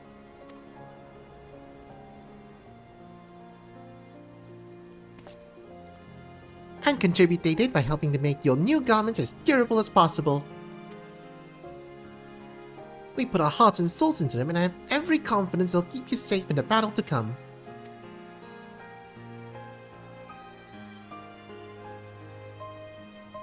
Gods, think how far we've come since our humble beginnings at the Waking Sands. From the rising stones to the falling snows, and even certain insufferable someone's Ruby Bazaar, we were always fortunate to find friends along the way. Even when you were swept away to the first, Gahatir was there to grant you sanctuary. I'll never forget the relief I felt when you returned to us. I thought my heart would burst. Yours has been a long, long journey, and I've been privileged to watch, often with bated breath, as you preserve time and again. Persevered, not preserved. For all the joy we've shared, there's been much sorrow as well. But I've long since learned you can't have one without the other.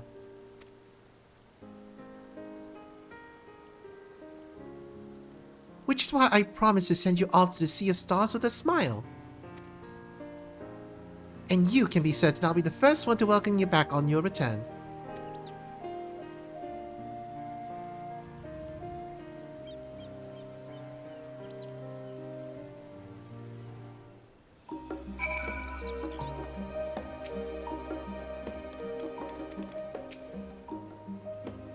In addition to your new ensemble, we have raiments and weaponry for every need.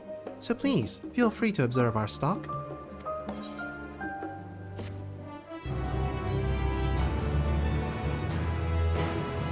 You may now obtain job-specific gear from Varsarut. I'm back. Welcome back. I only ended up liking block of a few pieces for White Mage and this outfit. Neat. Which I need to fix up. Pick the answer. Do I keep literally anything here? No.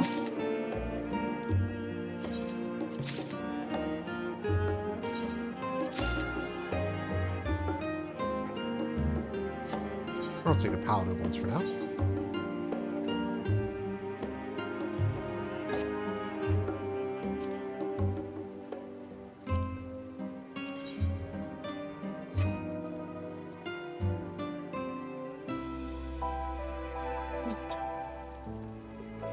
Hold on.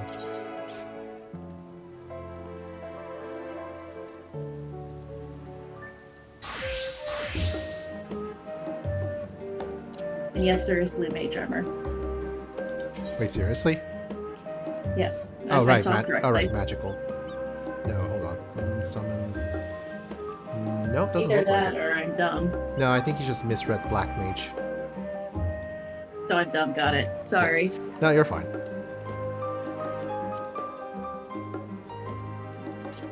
I just need to refurbish something.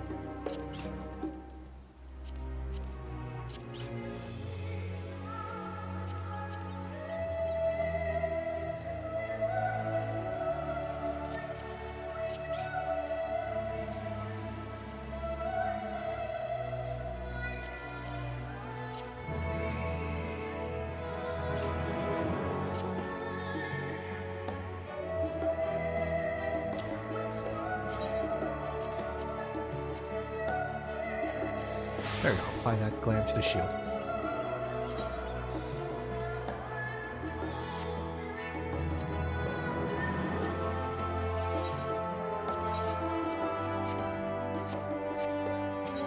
Perfect.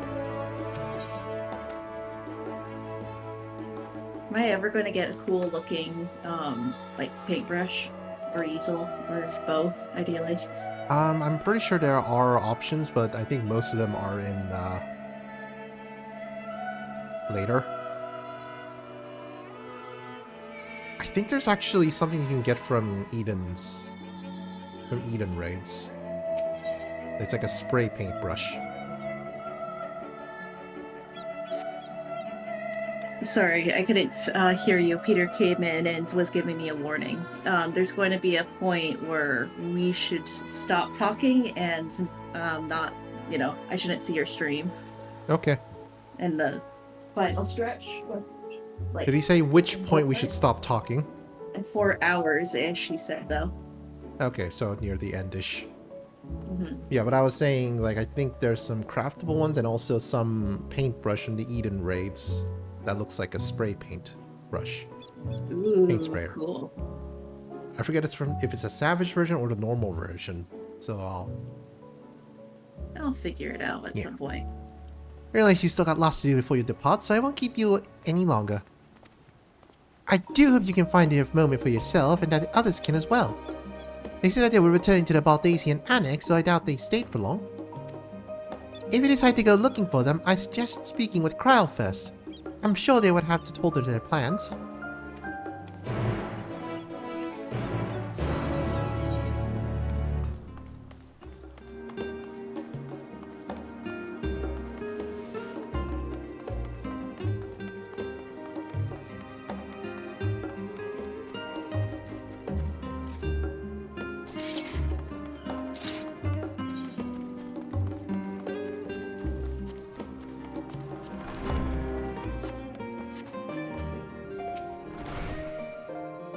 You're back.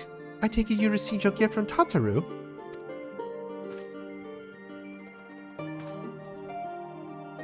It was a surprise long in the making, with many, many long hours of fretting to get everything just right.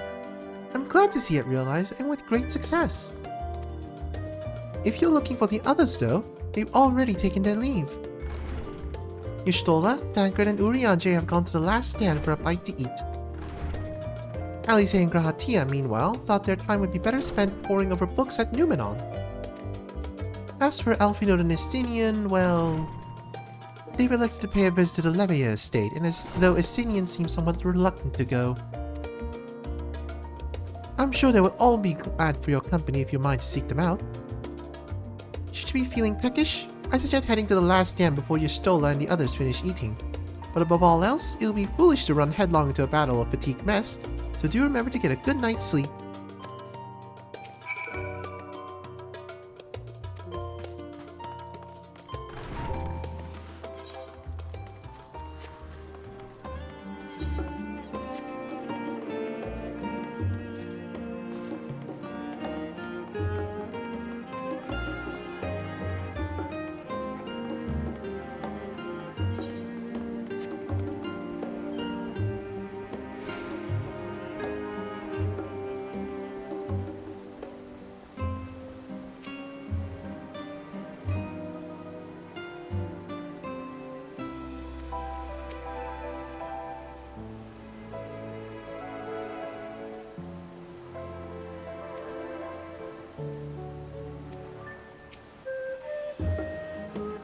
Green, got to make a trio into a quartet, have you?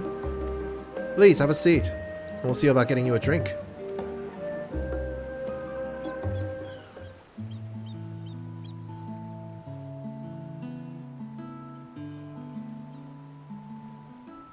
Your business with Tataru is finished. She got me new armor. My, what a thoughtful surprise. Whatever would we do without her? Indeed. And she's right, you know. It hasn't been all doom and gloom. Feels like a lifetime ago that Master Louis Soir gathered us together to form the Circle of Knowing. Since then, we have experienced much. But rather than feeling wiser, the more I learn, the more I find my knowledge lacking. Forsooth. As a student, vainly did I believe that I held the secrets of creation in my grasp. Yet that which I had seized was but an insignificant sliver of what awaited in the wider world. Every encounter, every experience hath served to open mine eyes, enlightening and humbling me in equal measure.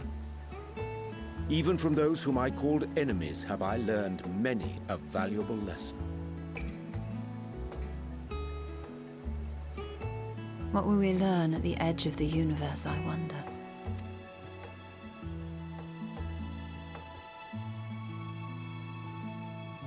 Ultima Thule, where the bringer of the end makes her nest.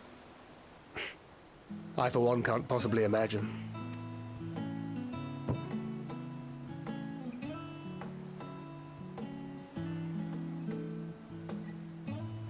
But whatever awaits us there, we will survive. We must. For her.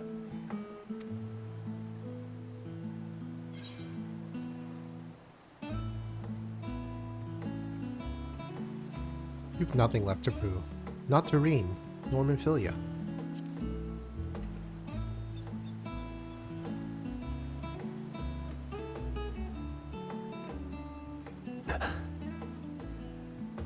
Is aught the matter?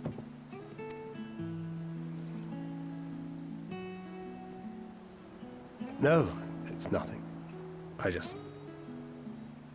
Well, lately I find myself surprised at how much I've changed. How much we've all changed.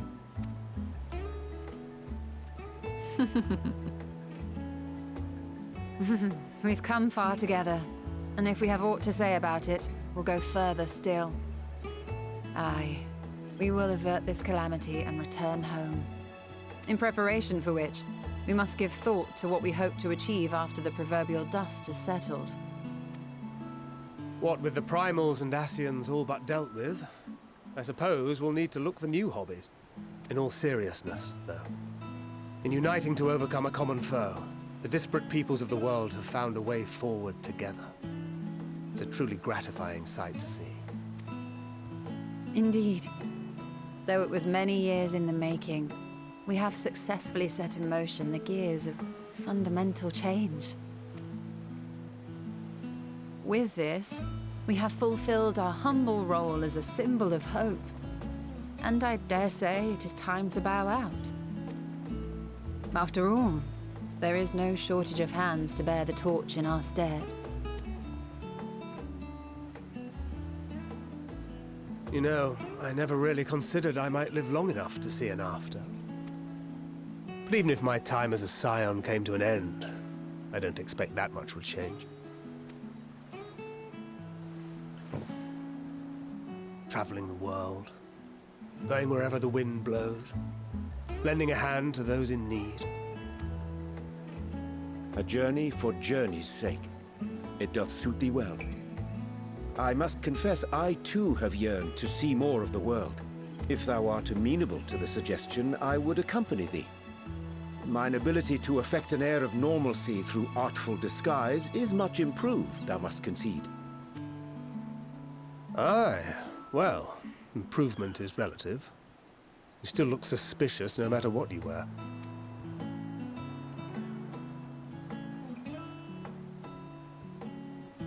What of you, Ishtona? Any grand plans? Why, continue my quest for knowledge, naturally. To begin with, I wish to know the state of the reflections, to which end I must find a means to travel between worlds. 'Tis the least I must do if I am to keep my promise.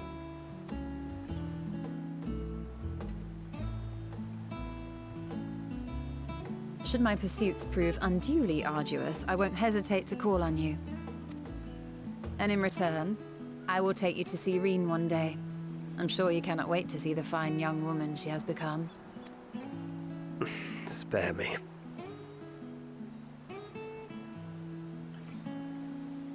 And what of thee? What wouldst thou pursue at duty's end?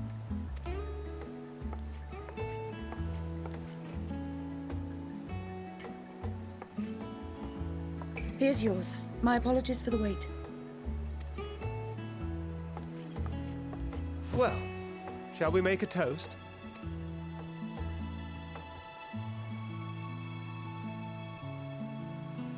To victory.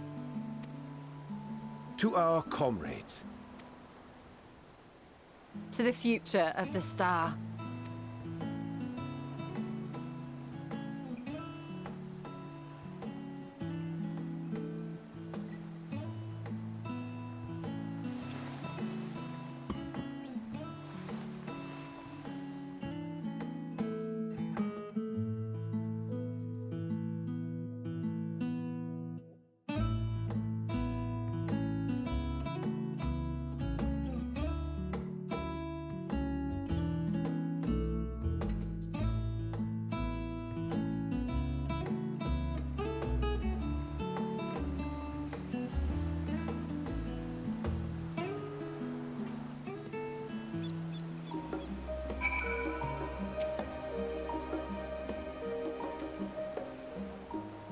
Not gonna lie, I kinda expected us to get poisoned there. I'm sorry?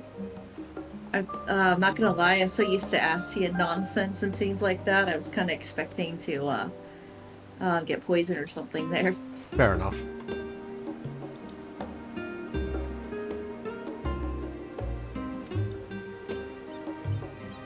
Leaving so soon? I suppose it's for the best. If you'd rather not explore the bottom of a bottle with Urianger. I dare say the others would welcome your company as well. If you can find them, that is. In any case, as long as you make the most of your time, then that is all that matters.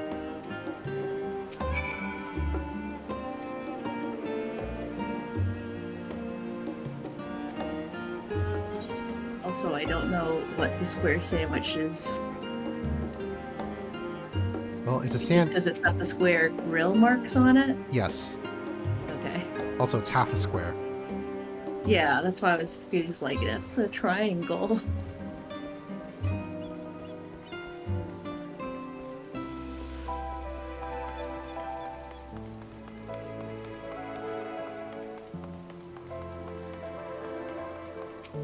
Yeah, let's go left, always left.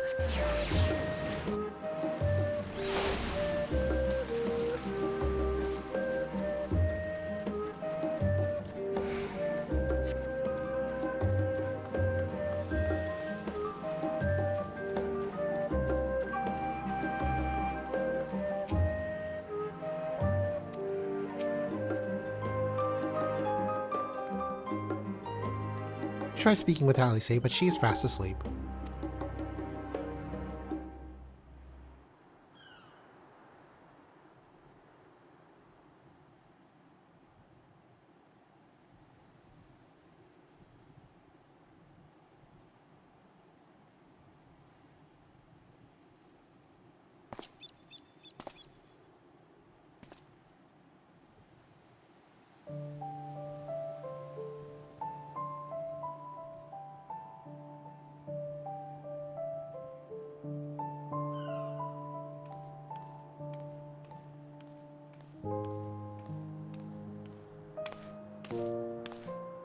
Oh.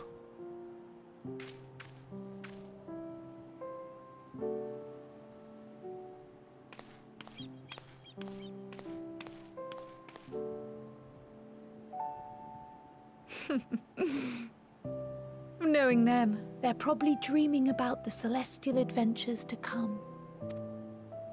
Just as well. They've been running themselves ragged of late. Unlike you and the others, I'm a few steps removed from the danger and excitement. The things you all get up to never fail to impress me. But by the same token, I can't help but worry. Not only for your safety, but for your happiness. After everything you've sacrificed, you earned it 1,000 times over.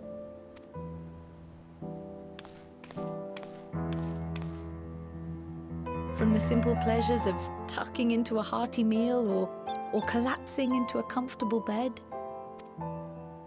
to the grand triumphs of visiting legendary lands or finding true love.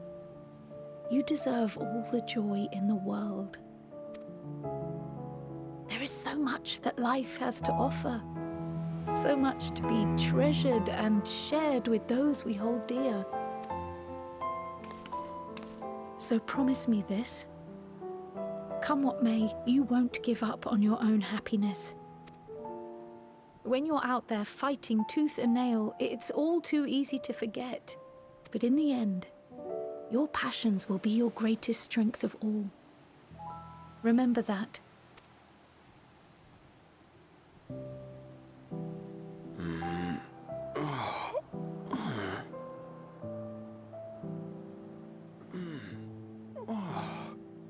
This feels familiar. Well, 'tis good to be...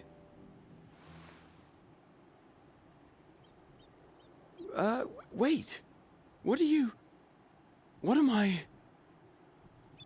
Gods, don't tell me I fell asleep. Not that there's any shame in it, but you were sleeping like babies. Oh, how embarrassing.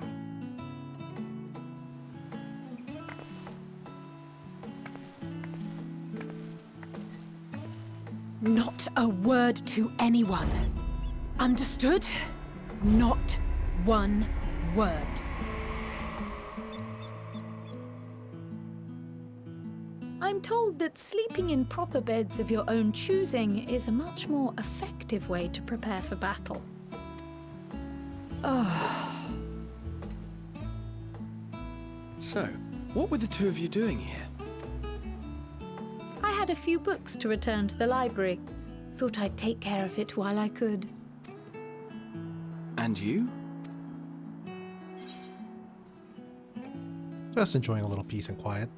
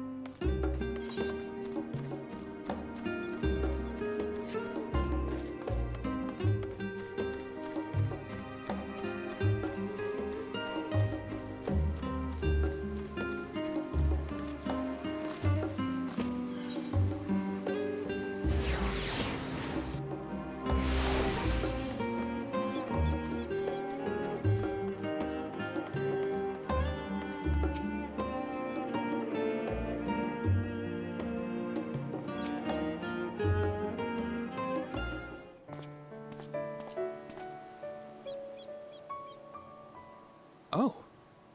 What brings you here?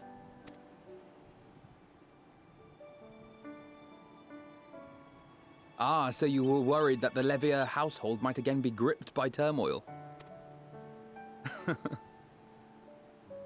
All is well, I assure you. In my letters home, I had made mention of Estinian, you see. My mother wished to meet the legend in person, and so we arranged to have a spot of tea together. Where were you in my hour of need? Fell beasts I can face, but I'm not made for idle chit-chat with lords and ladies. Well, I for one thought you held your own. Mother was the picture of delight. I might have been delighted myself, were we in a tavern with more agreeable drink. The thought of fleeing crossed my mind, but what then? I'd never hear the end of it, least of all from Tataru. I'm sorry. 'Twas not my intent to cause you such distress. It's just... it was one of the things I didn't want to leave undone ere we set forth. That's not to say I think we won't be returning.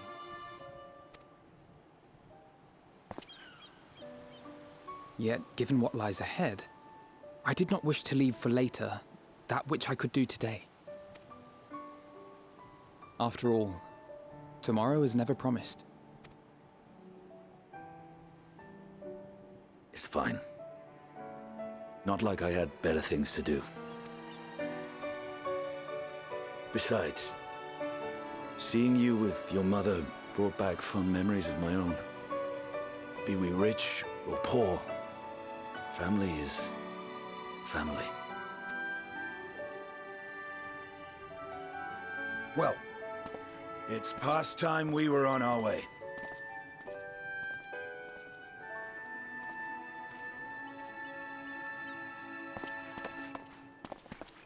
Wait!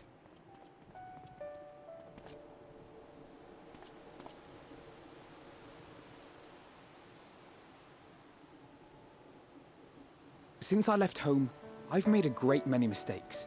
Mistakes for which I can never make amends. But through it all, you didn't give up on me. To have returned here with you at my side, it means more to me than you know.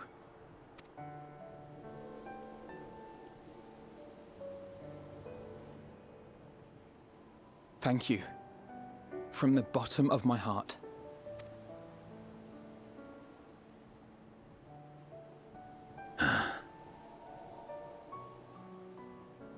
Forgive me, but it needed to be said. I'm the one who owes you thanks. Were it not for you, I would not be alive today, nor come to terms with Nidhogg's spirit. I am ever grateful.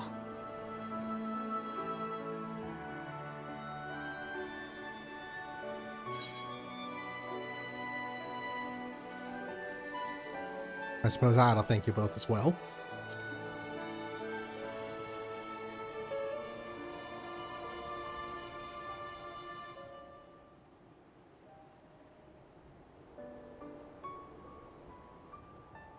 Well, we needn't make it a competition. You know, this must be what Hydaelyn meant when she spoke about depending on one another. However treacherous the road before us, together we will prevail.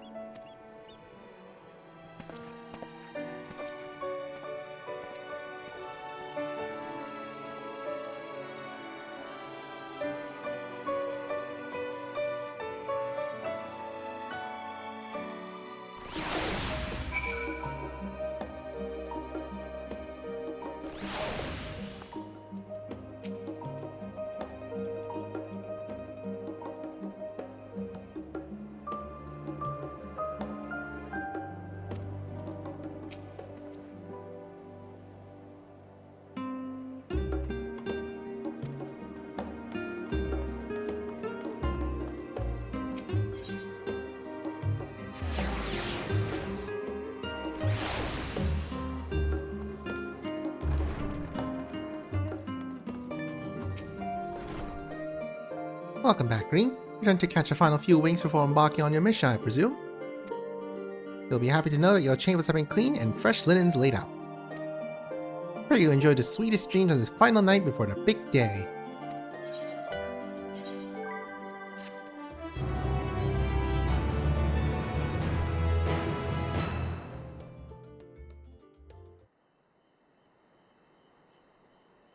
That night at the Royal Menagerie in Alamigo.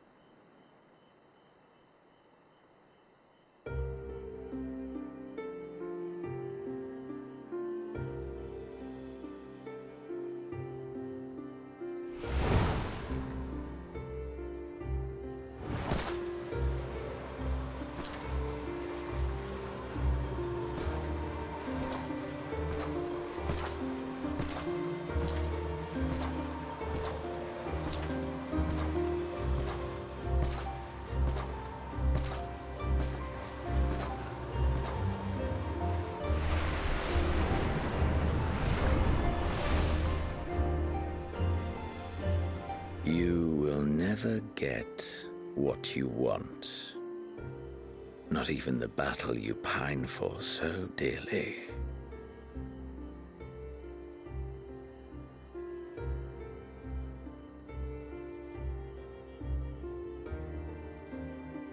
In that transcendent moment, what was it that I sought in you?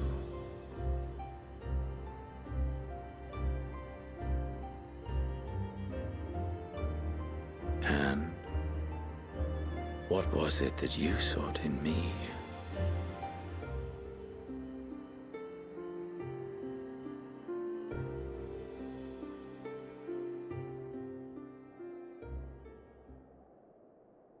Thus it dawns. The day of reckoning.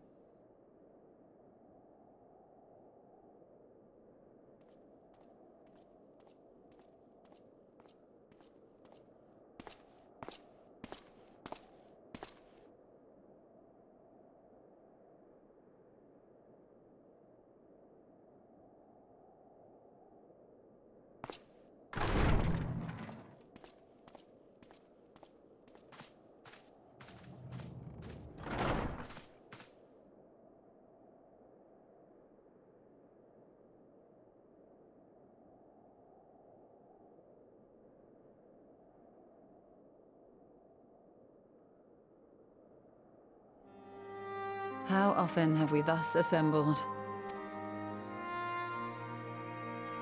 To combine our knowledge and seek solutions to the problems before us. Back at the Waking Sands, it was all we could do to address the most minor of troubles.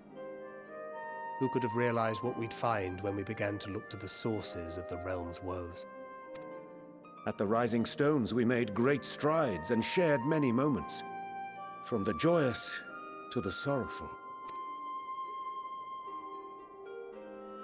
We've had occasion to call other places home too. Be it Ishgard or Kugane, we were fortunate to find sanctuary wherein we might take stock and continue our fight.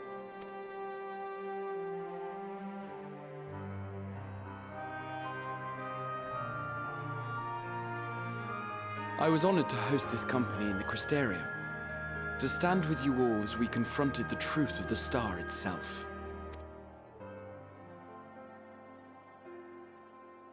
And now from this place, we go to fight the most important battle of all.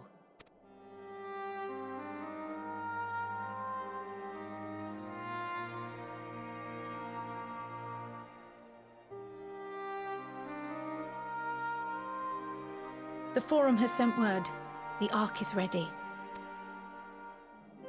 The Loporrits naturally will be commanding the vessel.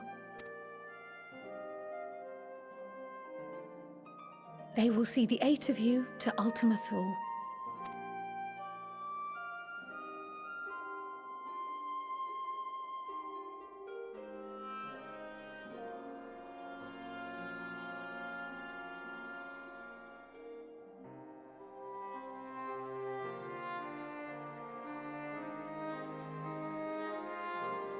Upon arriving, your objective is to find and vanquish Meteion. As a final formality, the Forum bade me ascertain your resolve. So, are you certain you wish to do this?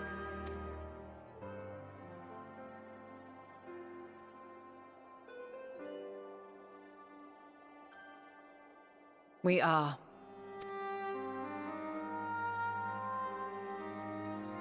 Then, ere you report to Thalmasane, I leave you with these words.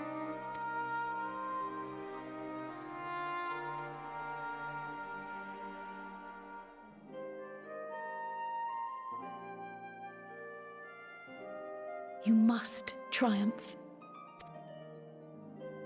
What that means will differ for each of you. To make it back home, or to simply avert doom, or perhaps something else altogether. Yet whatever it is that drives you, I have faith in its power to see you through. So please, triumph.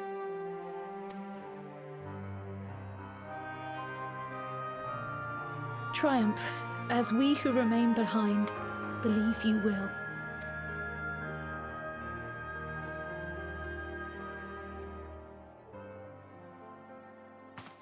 Let us be off then.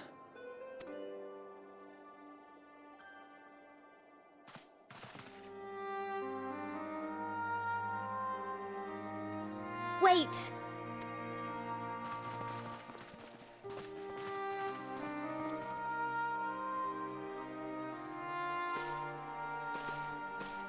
Both Kryl and I will be there to see you off, but as your receptionist, I feel I need to say this here.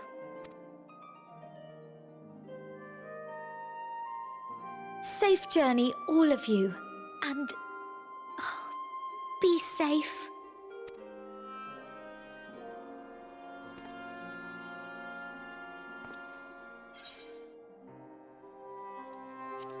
You too, Tataru.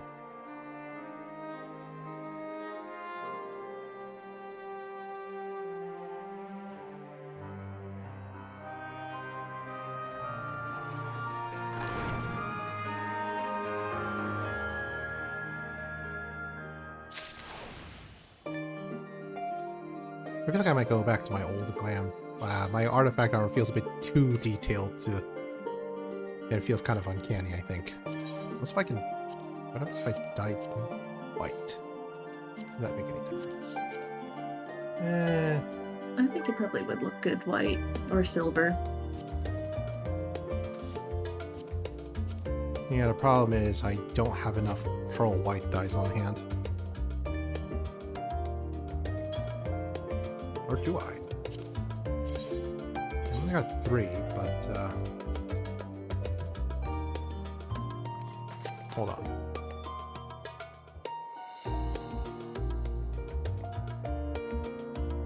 Pretty sure pearl white dye is pretty cheap. It's not. No, it's not.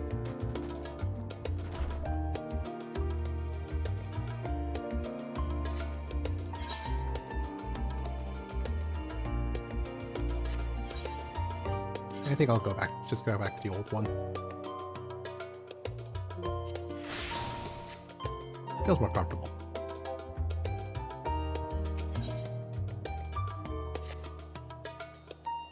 I suppose this is where we part ways, for now at least. Would that I had sage words of wisdom to share ere you depart. Yet the teachings of Galuf Baldacion will suffice. Surrender not to anger or hatred, he said. Look beyond them, and there find true strength. What one sees beyond is open to interpretation, I think. But for me, it would be the things I cherish most in life, things I believe are worth fighting for. Something to consider as you venture onto the Sea of Stars.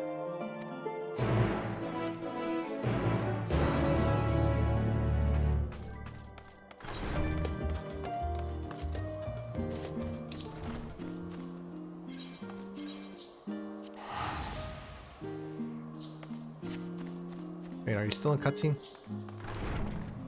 I am sorry, Oh. but I'll catch up. Okay, I was wondering if I should wait for and give you a teleport or not.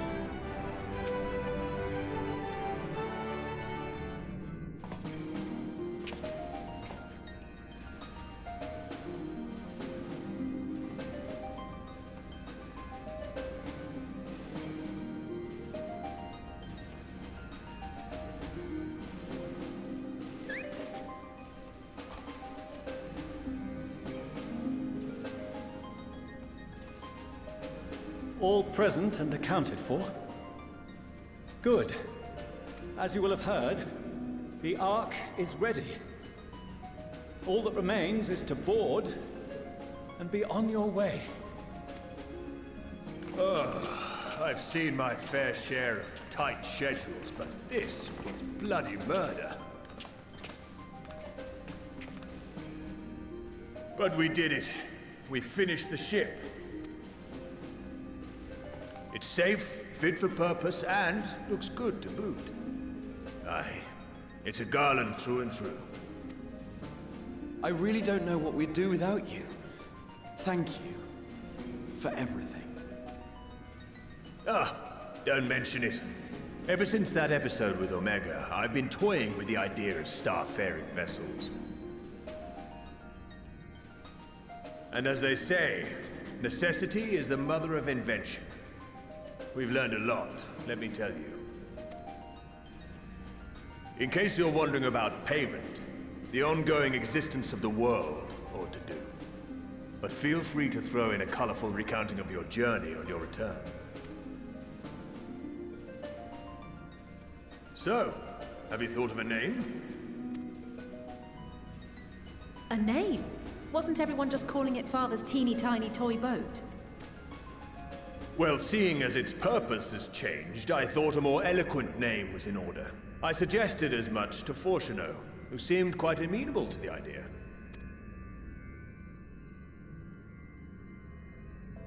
As you know, this vessel is the culmination of heretofore unprecedented collaboration. And though said collaboration is owed to the Scions, there is another whose noble deeds made our work possible.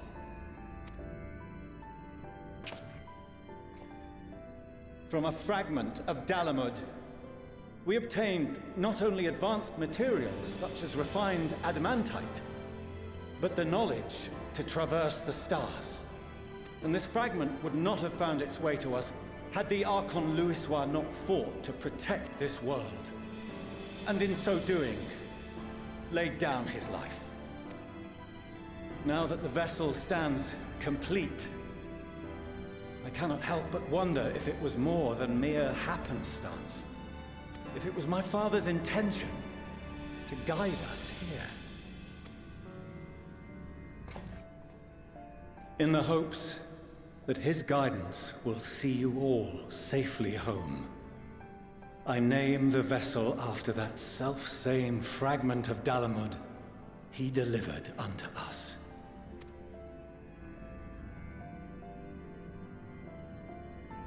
The starship Ragnarok.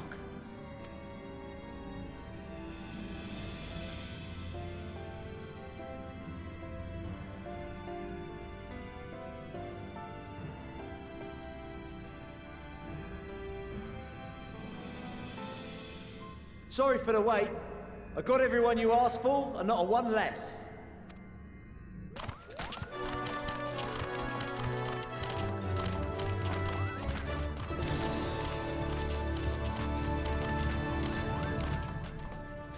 What are you all doing here? Oh, I invited them. The representatives of those tribes with religious inclinations. You've done a fine job of readying the Ragnarok, but for it to take flight, we'll of course need the power of the Mother Crystal. Given its immense size, however, transporting it would be an absolute logistical nightmare, not to mention we'd need to shatter it into tiny shards for feeding to the engines. But a brilliant idea came to me.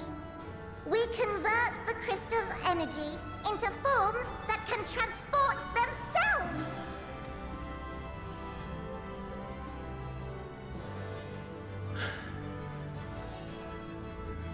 Thou wouldst employ summoning, or should I say its precursor, creation magics. Care to explain for our benefit? As you may have witnessed at Bestway's Burrow, the Loporrits are capable of creation magics, which they use to shape the moon's environment. Yet simple though they make it seem, 'tis a highly advanced and exacting art. To perform it correctly requireth that the wielder holdeth the object in his mind's eye in clearest detail. Hence the ancients' meticulous management of concepts. Drawing upon this art, the Ascians conceived of summoning as we know it. A derivative that replaceth the complexity of concepts with the simplicity of zealotry to make manifest a creation. I see. By combining the Loporrit's magics and the tribe's faith, we convert the Mother Crystal into primals of purer form and greater obedience. Summoning as it was intended, one might say. Indeed! Indeed! While Hydaelyn gave us the ability to use creation magics, she forbade us from using it to make anything possessed of a soul, or similar. She didn't say anything about fulfilling the desires of others, though. So, borrowing our friend's faith, we'll create deities using the Mother Crystal's power and send them to the Ragnarok! Am I the only one here concerned about the risk of being turned into a tempered minion?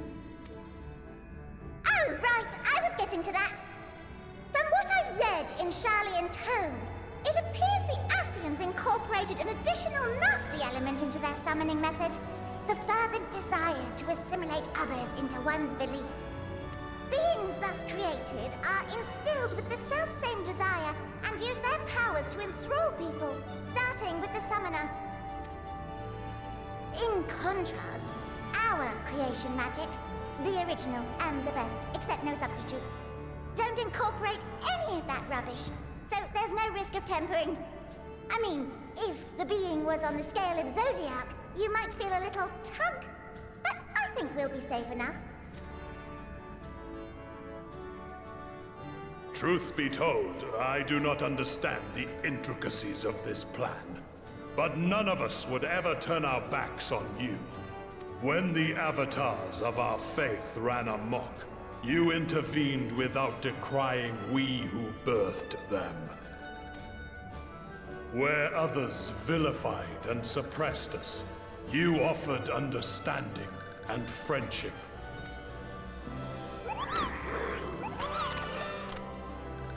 In gratitude, we will share with you the true expressions of our gods. Not malevolent deities, but benevolent saviors. Alright, you lot, we're heading to the ethereal sea. Stay in sight, else you're liable to get lost. Lead the way!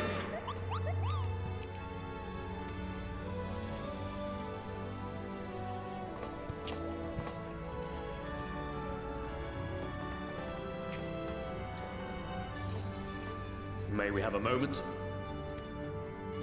In anticipation of the day man might journey to the stars, we developed these.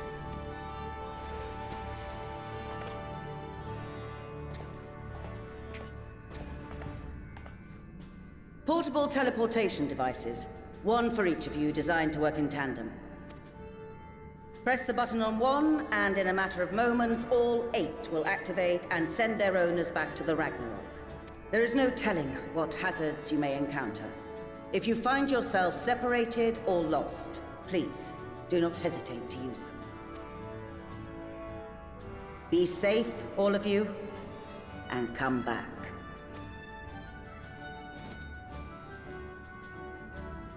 You as well. I pray you take care.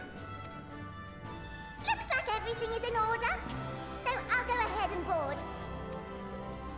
A few of my fellows will remain to assist with the summonings, but rest assured, the vessel won't want for competent crewing.